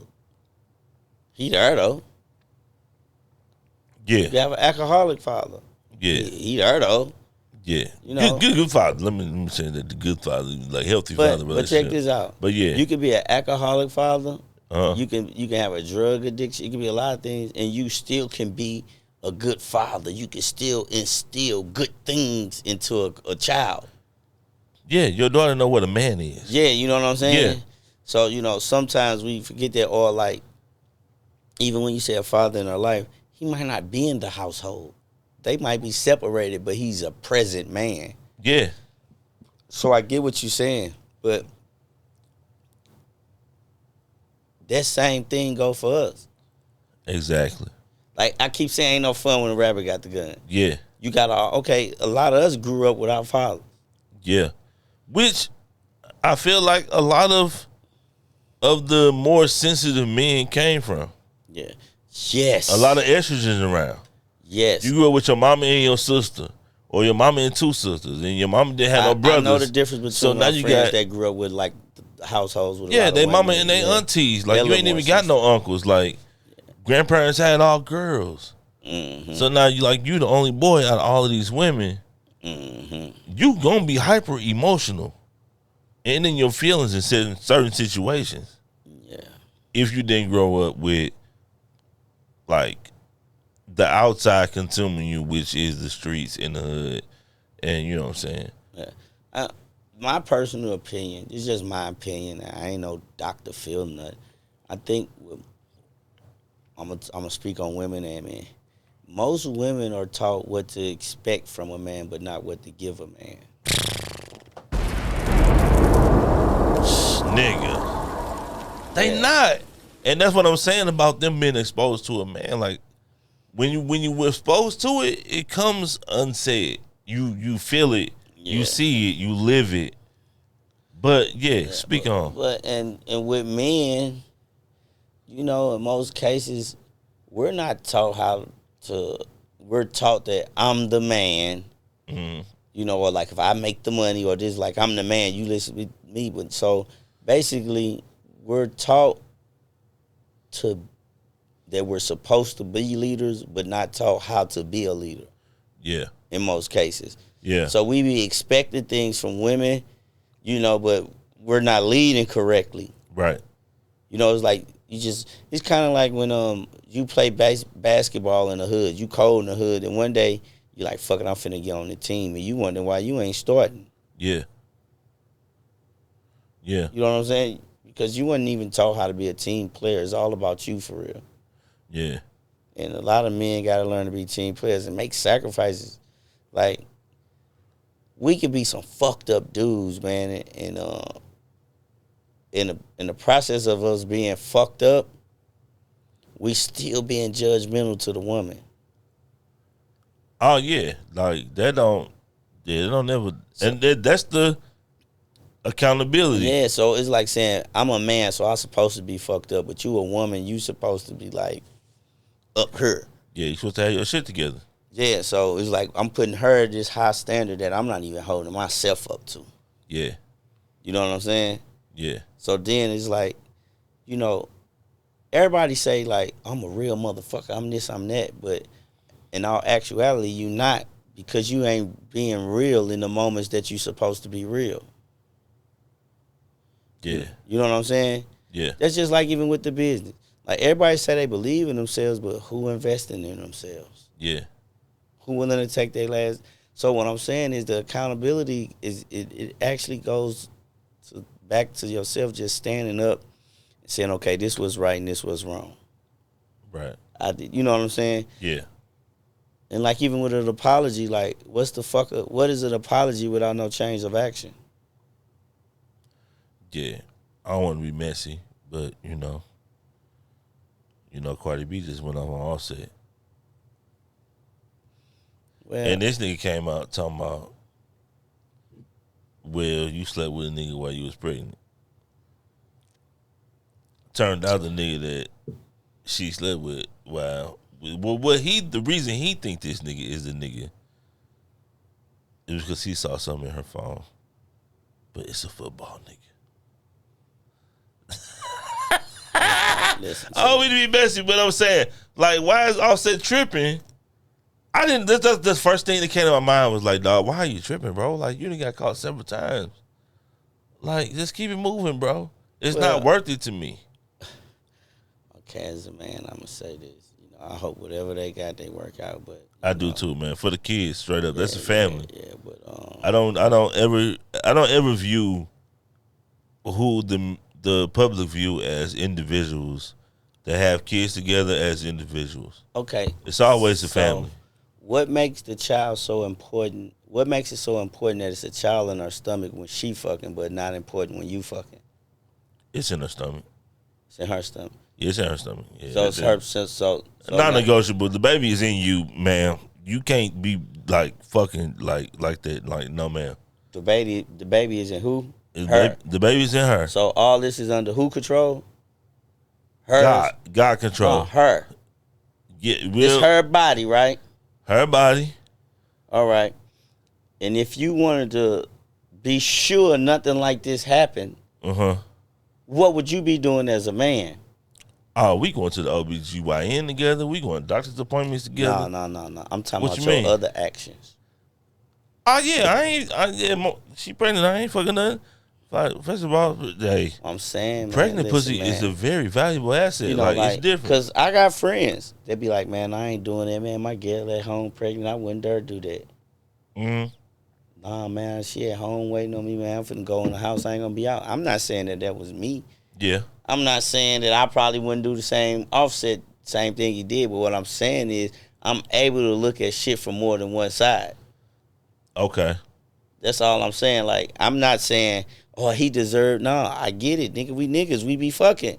Yeah. All I'm saying is she's a human also. She has needs. Yeah. She has feelings. Yeah. She has wants. Yeah. And she feels like she's been toyed with and played with. Exactly. And it's been done on national television. Exactly. And this opportunity presented itself. If it happened, we don't even know. And that's another thing in social media. You don't really know what happened. Yeah, bro. You don't know. Straight up. She probably ain't did nothing. She ain't did shit, bro. In fact, I don't think she did it at all. But all I'm saying is, listen, man. If you don't want to listen, it's a lot of niggas in line trying to get your bitch. That you don't even know about. You was in line before. You was definitely in line. You was in line with the rest of the niggas and you got your chance. And you niggas that be mad because niggas try to holler at your beautiful girlfriend or your beautiful wife. What you thought, since you got her, didn't nobody else want her no more? Yeah, get you an ugly girl, bro. Like, stop doing that. I had a lot of homies that was like that. Like, nigga, like, they don't want nobody talking to their gal. They don't want nobody, like, nigga, what are you saying? Niggas gon' nigga. They see her. She beautiful, bro. See, this the thing. It ain't up to you, you know, like, under certain circumstances. It's not up to you to tell a nigga that that's my girl. Yeah. That's just like it ain't up to your girl for you to tell a motherfucker that this my girl. Mm-mm. So if motherfuckers shooting they shot at your girl, she supposed to say, I got a nigga, woo, woo, woo, shut that shit down. And that's the part I look for. I ain't supposed to have to say nothing. Yeah. That's the point I look. He's supposed to do what he do. You beautiful. He gonna motherfucking say something. That's a given to me. But some niggas just be. Now, if she tell you that and you start, you know, being disrespectful, then I step in. But it ain't up to me. Yeah. That's her job to say that. Yeah. It's just like if a woman walk up to me and I'm with, you know, I appreciate it, thank you, but I got somebody. Yeah. It ain't her job to say, bitch, why you in my man's face? No, it's up to me to do right. Yeah. Because if I don't do right, then you just know what type of nigga you dealing with. Yeah. If she don't do right, I know what type of woman I'm dealing with. Yeah. And I'm actually happy. Because now I know what I'm dealing with. If I was fooled. Right. Everything is perception, man. Life is exactly how you see it. Yeah. That's very true. It'd be so crazy how like two people can see it totally different though. Exactly. Flat out. Yeah, two people can see two things. Yeah, totally different. I believe both people have to be able to see both sides of the puzzle. And a lot of times, a lot of situations, that's the problem. It's very hard to find that. Yeah. You would think it's very common, but it's not. Like, people don't like the other side. I only see my side. Yeah, and I'm not perfect. I have my moments where I really don't want to see your side because I feel the way that I feel. Yeah. I'm not saying that, but I'm just saying, shit, even I need work in some areas when it comes to that, but it's just the reality of shit. Yeah, man. That's why I tell people, like, hey, I ain't never seen a selfish motherfucker die. Any motherfucker who like 90% selfish to 100% selfish, they always up. I never see them down, bro. Because they put themselves first all the time. They not gonna never let themselves lose because that's who they thinking about the most. That's the real But shit. the people who care about others and we like, you know what, yeah, you messed up. I'm gonna give you another chance. You know what I'm saying? You good. I've been told I'm selfish. I've been told that I'm generous or whatever. The thing is, I know when I can and when I can't. Yeah. You know what I'm saying? I can love you to death and I can want better for you, but man, I know, man, you ain't. Like a guy, like, okay, check this out. Say, I come over, I'm like, what's up, man? Like, bro, I just got fired. Right. Let me hold $500. Right. Whether I'm your bro or not, you want to help me logically? Mm. I ain't got no motherfucking job. How I'm going to give you your $500 back? Yeah.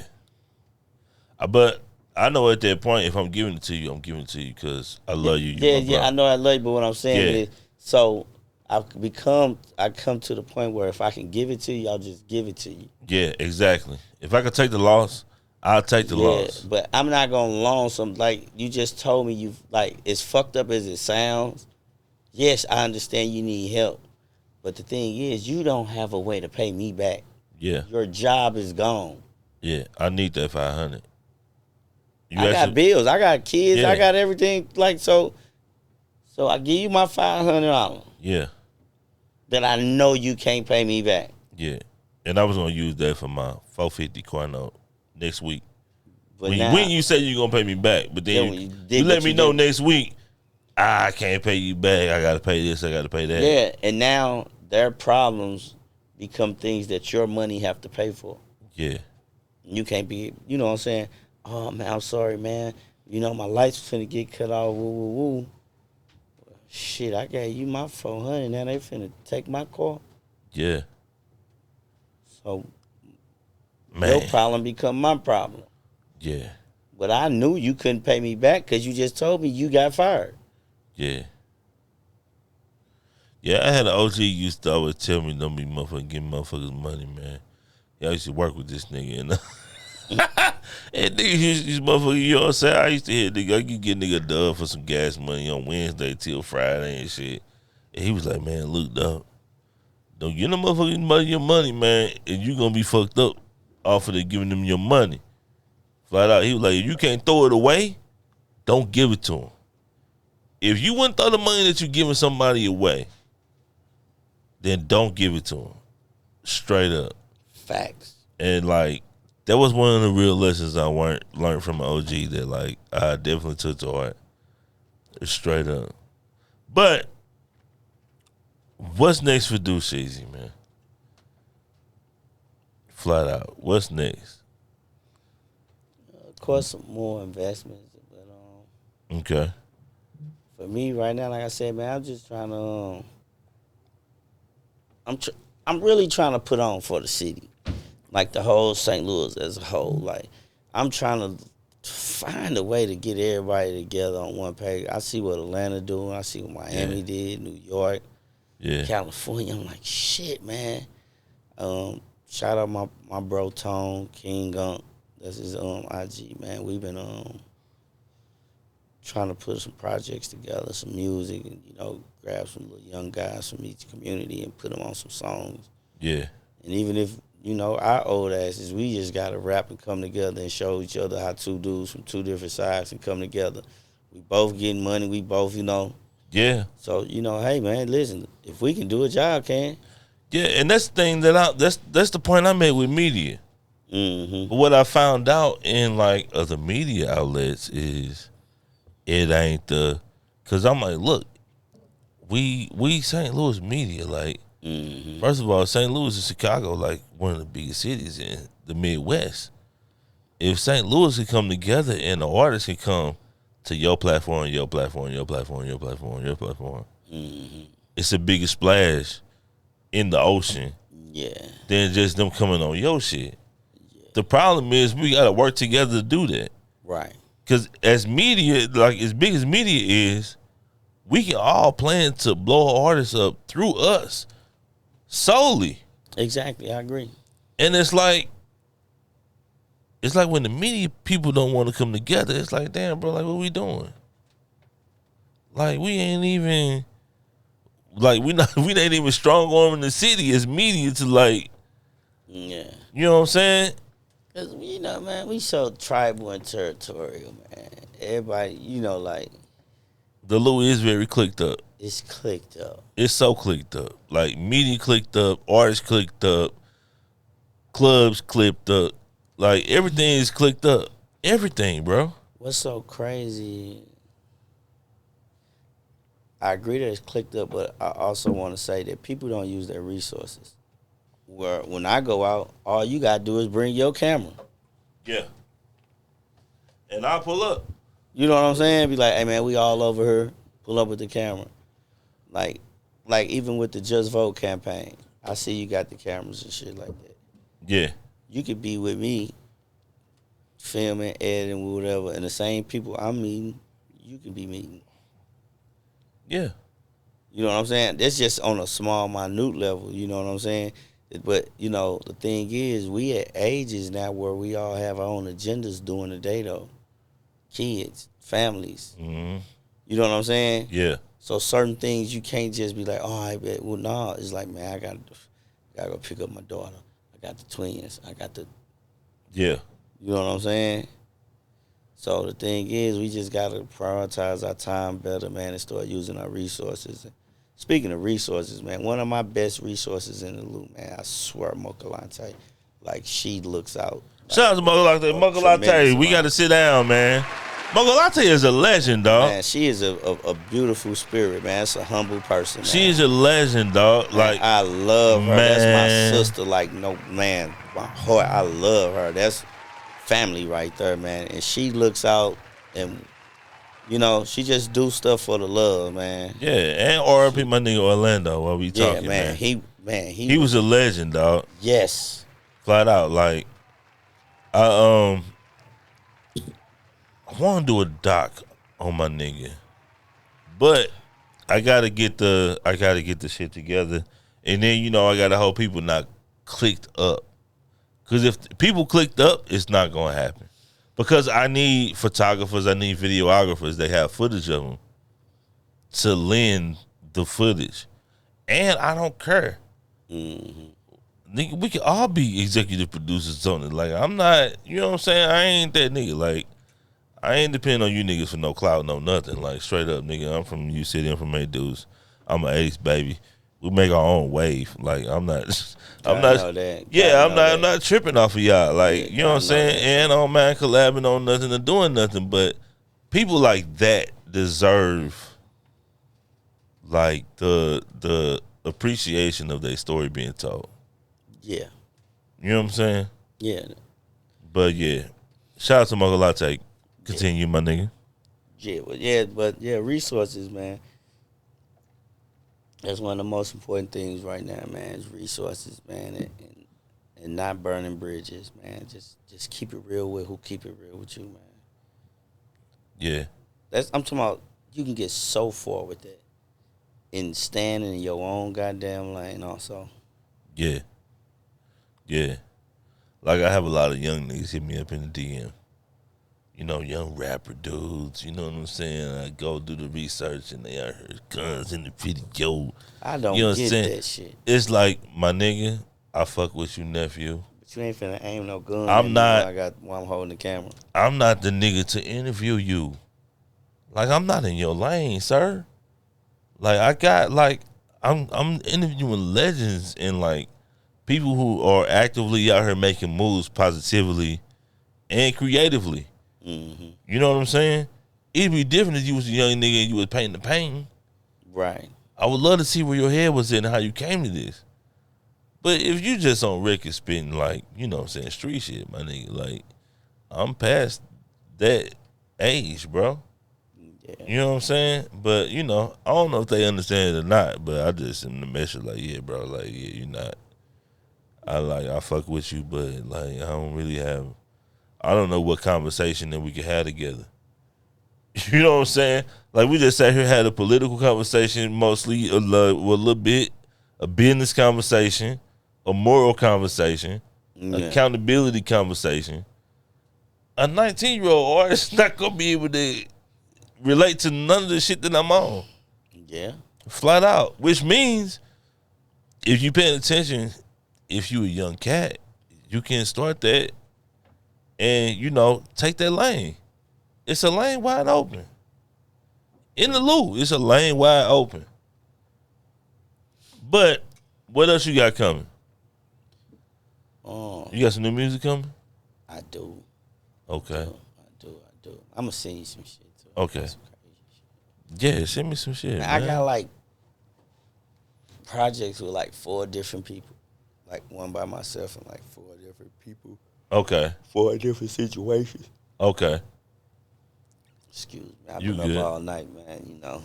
You good? What you been Rockstar lifestyle. What you been up all night doing, dog? What you do yesterday, dog? What you do last night, man?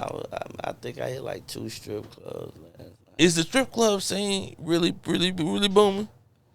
Yeah, man. Why you been wanting to go to the strip club with me? And I've been telling her no for the longest.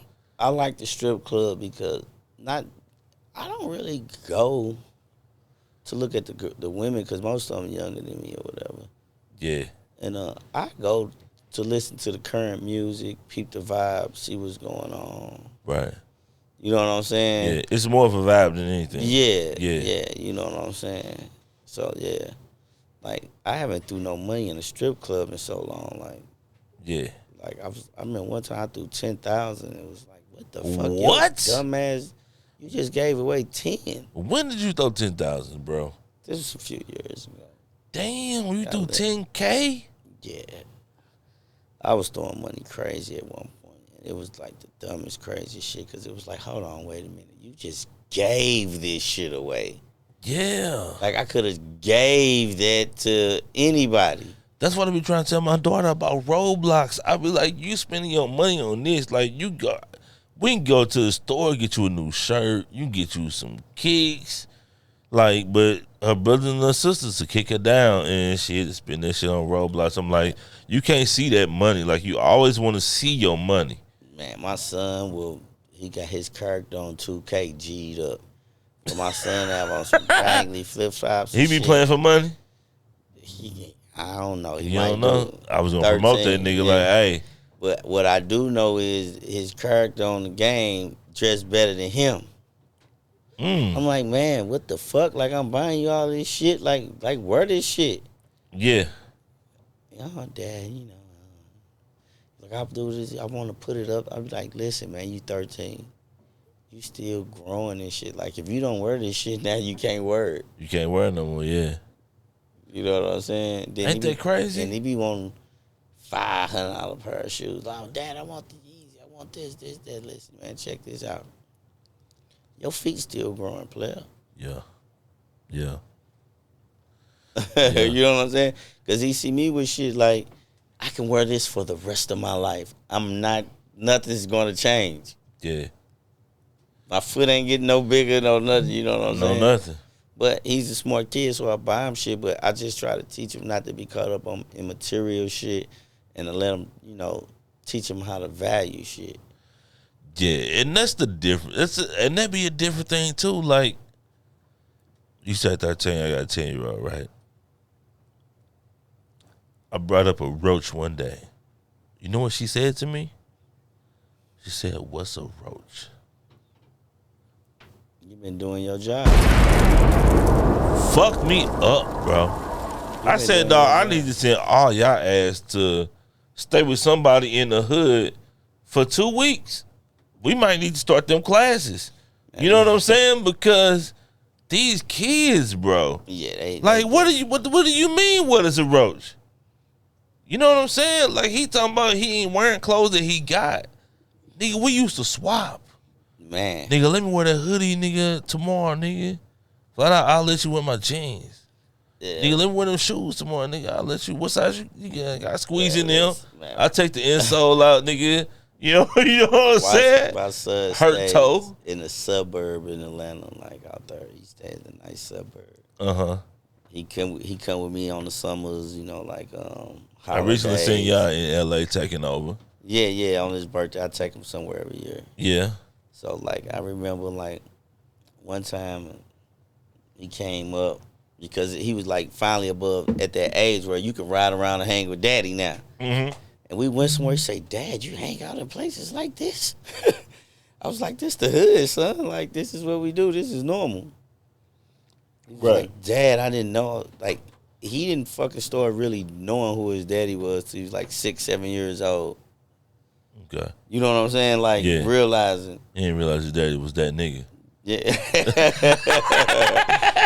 Straight up. Yeah, he ain't realize. Yeah, name 13. Like, yeah, I get it, Dad. Okay. Yeah, Pops fly. Yeah. Fuck you thought. Like, that nigga, he grew up different than these other lame ass niggas. Like, yeah. Yeah, he getting it now. He getting in there. Yeah. Man, I think that's often the problem with these kids, man. I think so many of us didn't want to provide the life that we wanted for our kids that we didn't want for ourselves and shit like that. Like I was trying to tell these kids, like, what do you know about a syrup sandwich? Man, them motherfuckers. Like, no, what you know about sugar water? Like, you don't know about sugar water. Like, you niggas won't attempt to go outside and drink out the goddamn the water hose. Man, I'm trying to tell you. Like, what's wrong with you, cuz?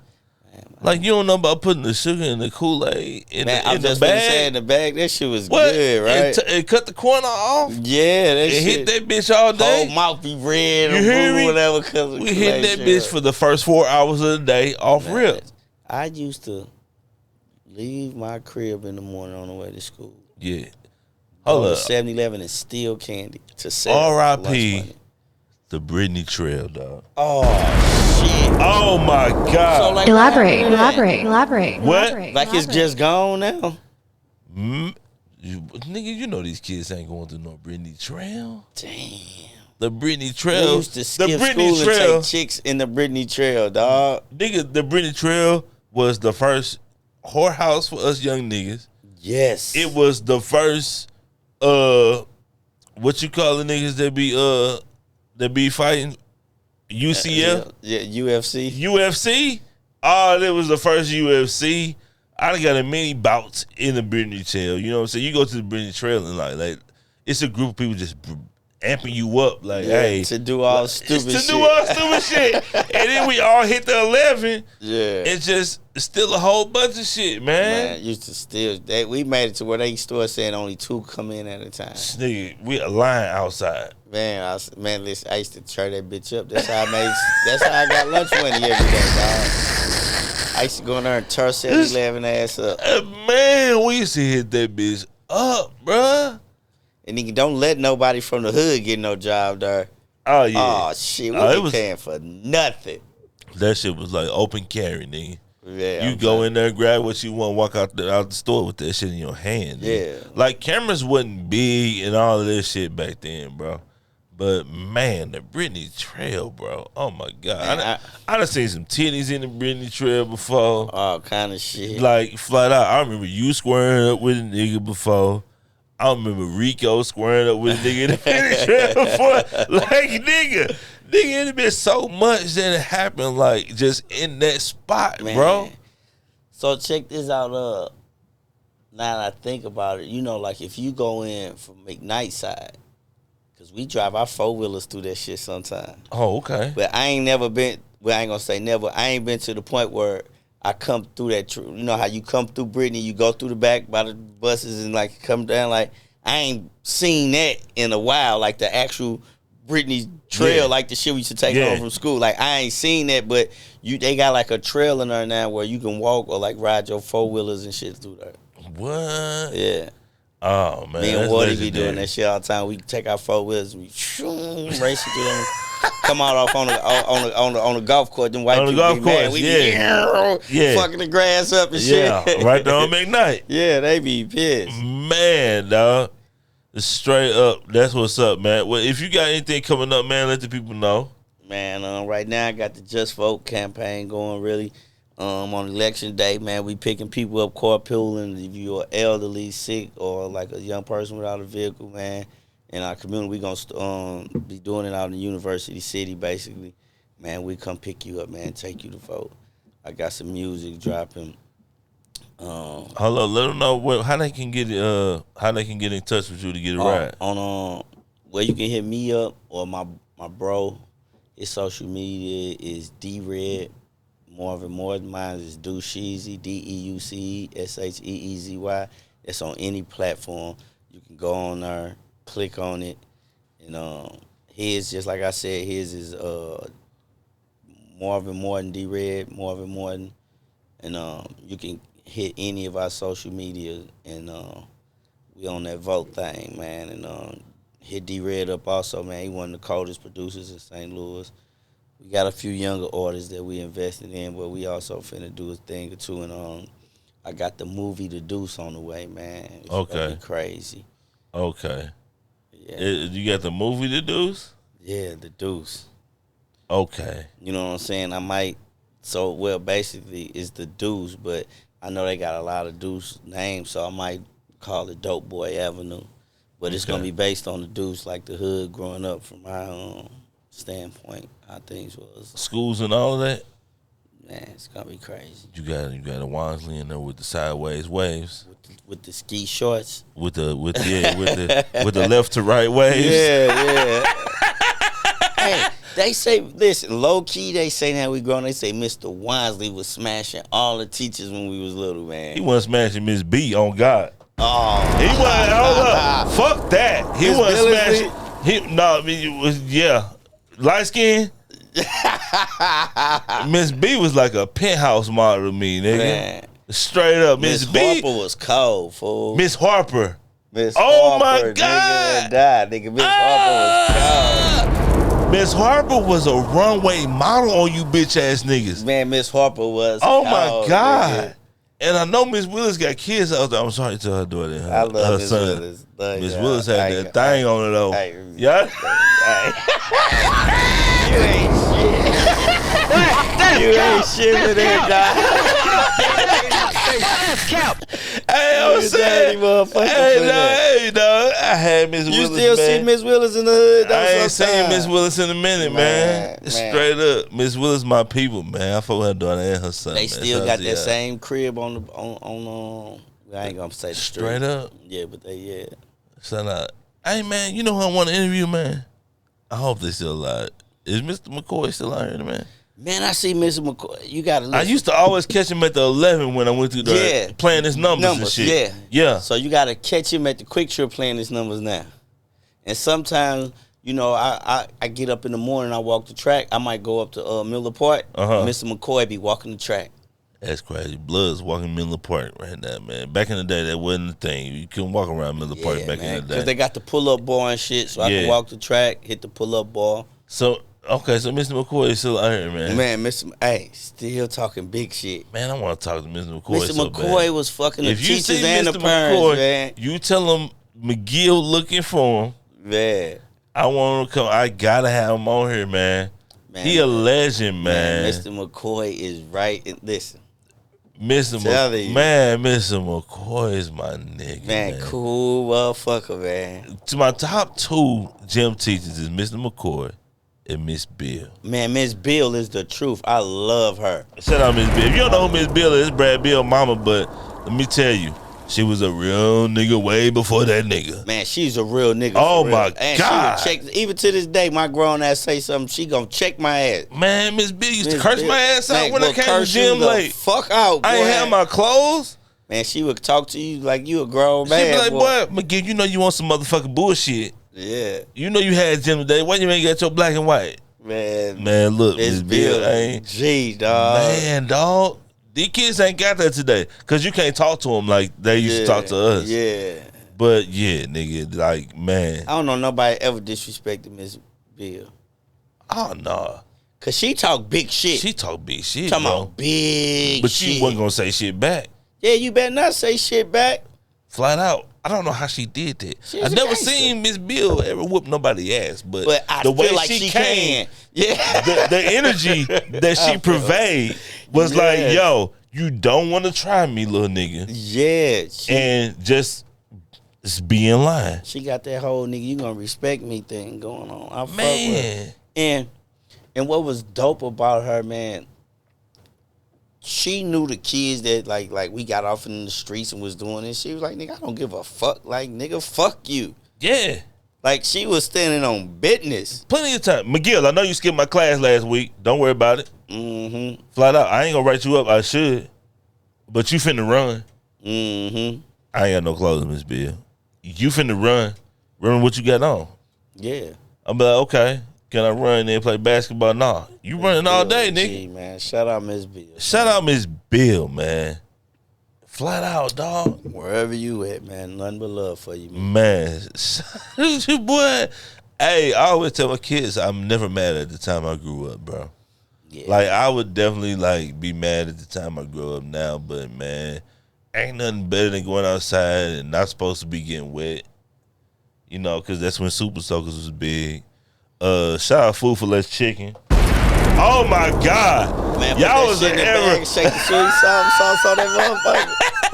with that dinner roll in that That bitch. nigga, they had to motherfucking ban that shit from summer school one Man, year, nigga. That was like, That nigga... shit was crazy, Man, good. that shit was fire, nigga. Fuck Popeye. You think Popeye's chicken sandwich was fire? Man, You that think Wingstop fire? Man, that motherfucker. That Food for Less Chicken with that roll, nigga.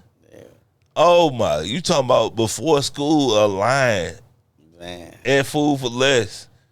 Or what was Price Choppers too, wasn't it? Yeah, Price Choppers? Yeah, that's where it was. It was The inside Price Choppers. And Yeah. but Food for Less was Price Yeah, Choppers. with Grandpa's next door. Yeah, nigga. So check this out, right? Uh-huh. My first real, legitimate job was at Grandpa's. You worked at Grandpa's, dog? Nigga, I got my first check quick when it count the quarter What? on everything. I'm gonna tell you a story. I remember. You know Archie Richardson, right? Yeah, that's. I the remember homie. me and Archie went at Grandpa's and we was stealing sunglasses. And that nigga Archie got caught, nigga. We had ran in Food for Less, nigga, and I was looking through the motherfucking aisles and shit, and they caught that nigga over there by the motherfucking the cold aisle, like by the ground beef and shit, flat out. And I was thinking like, damn, what can I do? And I couldn't do shit. can't do nothing. Shit, They niggas caught stay that nigga, here, man. nigga. Shout out to my nigga Archie, man. Like, Man, that's the bro right there. I fuck with man, shit was so motherfucking fly back then, bro. Like, man, like these little niggas don't know how to talk to no girls. Archie. It's different. They don't know how to do nothing, It's bro. different. It's a whole different day. Man. Like, you talking about Northwest Plaza, Tilt, the center downtown, Pages, motherfucking the bamboo gold earrings, nigga, added beads. Oh my God. Turkish link. Oh man, if you young, your mama had an added bead and a tennis skirt with some princesses on, nigga. Oh nigga. With the ball socks. Oh nigga, she was fly. Oh my God. She was high commodity, nigga. That shit was like a BBL in the motherfucking early 90s. Man, I'm trying to tell you, nigga. That shit was crazy, right? Hey, shout out to Squad 1. I'm shouting out all the old U City shit. Like, I don't give a fuck. yeah. Shout out to Squad 1. For real though. Like, Squad 1 was that deal. Squad 1 was really that Yeah, deal. it was, man. Man, Yeah. beautiful times we came up in, man. Tell He me, was a good gym teacher too. Shit, he did. What was his name? Mr. Hopkins? Mr. Hopkins. Yeah. Yeah, he used to be up there. Mr. Hopkins was not a good gym teacher. He used to talk shit with me. Nah. First of all, I ain't trying to be disrespectful and disrespect the dead, but Mr. Hopkins couldn't even walk right. Hey man, He come was on, my man. nigga. Come on, man, don't do that. But he had that chicken wing like Mike Epps, nigga. Yeah. My nigga Hopkins, and he was good though. But yeah, him and his family on Squad 1, man. Yeah. Flat out, that did not change. He was a real nigga. That nigga gave me, you know what? He gave me an A when I didn't deserve it. See, You know what I'm saying? so he was a bad teacher for looking out, huh? Good people back then, man. Straight up, man. Shout out to motherfucking. Shout out to Miss Harper, man. This nigga got me a Miss Harper thing. Oh my God. Barbara was cold. You talking about when we used to have to fantasize about what it looked like. Like nowadays, you probably catch a teacher with some tights on. You wasn't doing that back then, nigga. They like Miss Harper. She used to wear them pencil skirts though. Yeah, she but Miss did. Harper was fine. Boy, Though. oh my Like God. I ain't met a motherfucker in my life that didn't say she like nah, Miss Harper, nah. Everybody like, yeah, she was fine. Man, Miss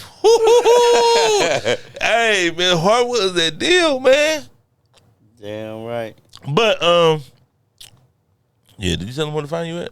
Man, on all platforms, Deucesheezy. Deucesheezy. New music coming. New movie coming.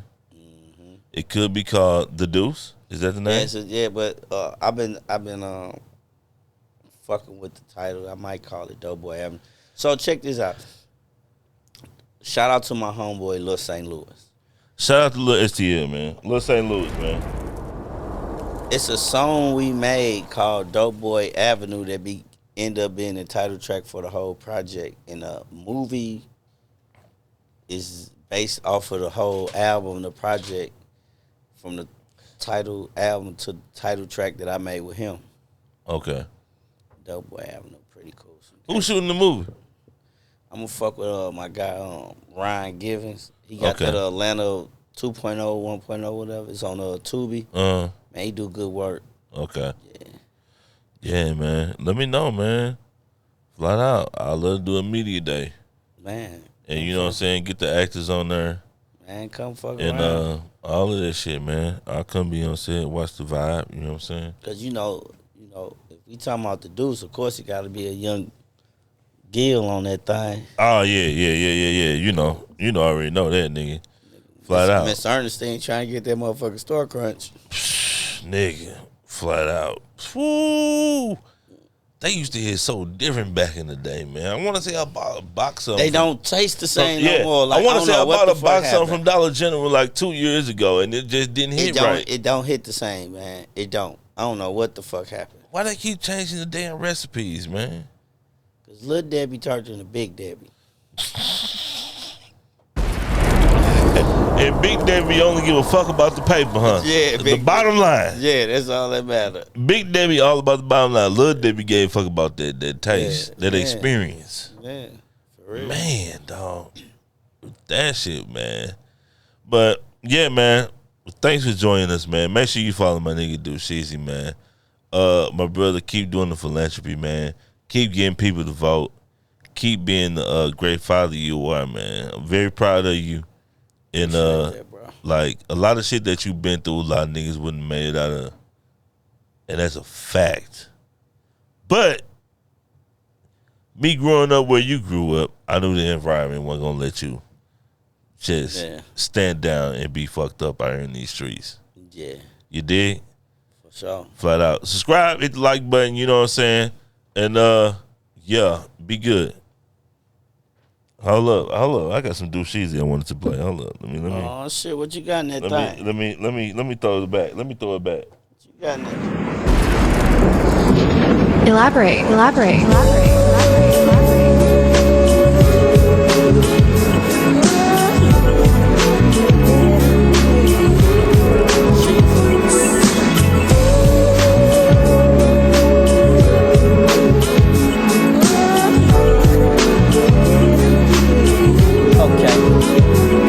I'm on a whole nother level, y'all some next generation shit. Ferragamo 3-piece suits with the handkerchief. All grown up, no more Lil Shine, I'm Deucesheezy. I swoop breezes in a coupe genie. I even quit.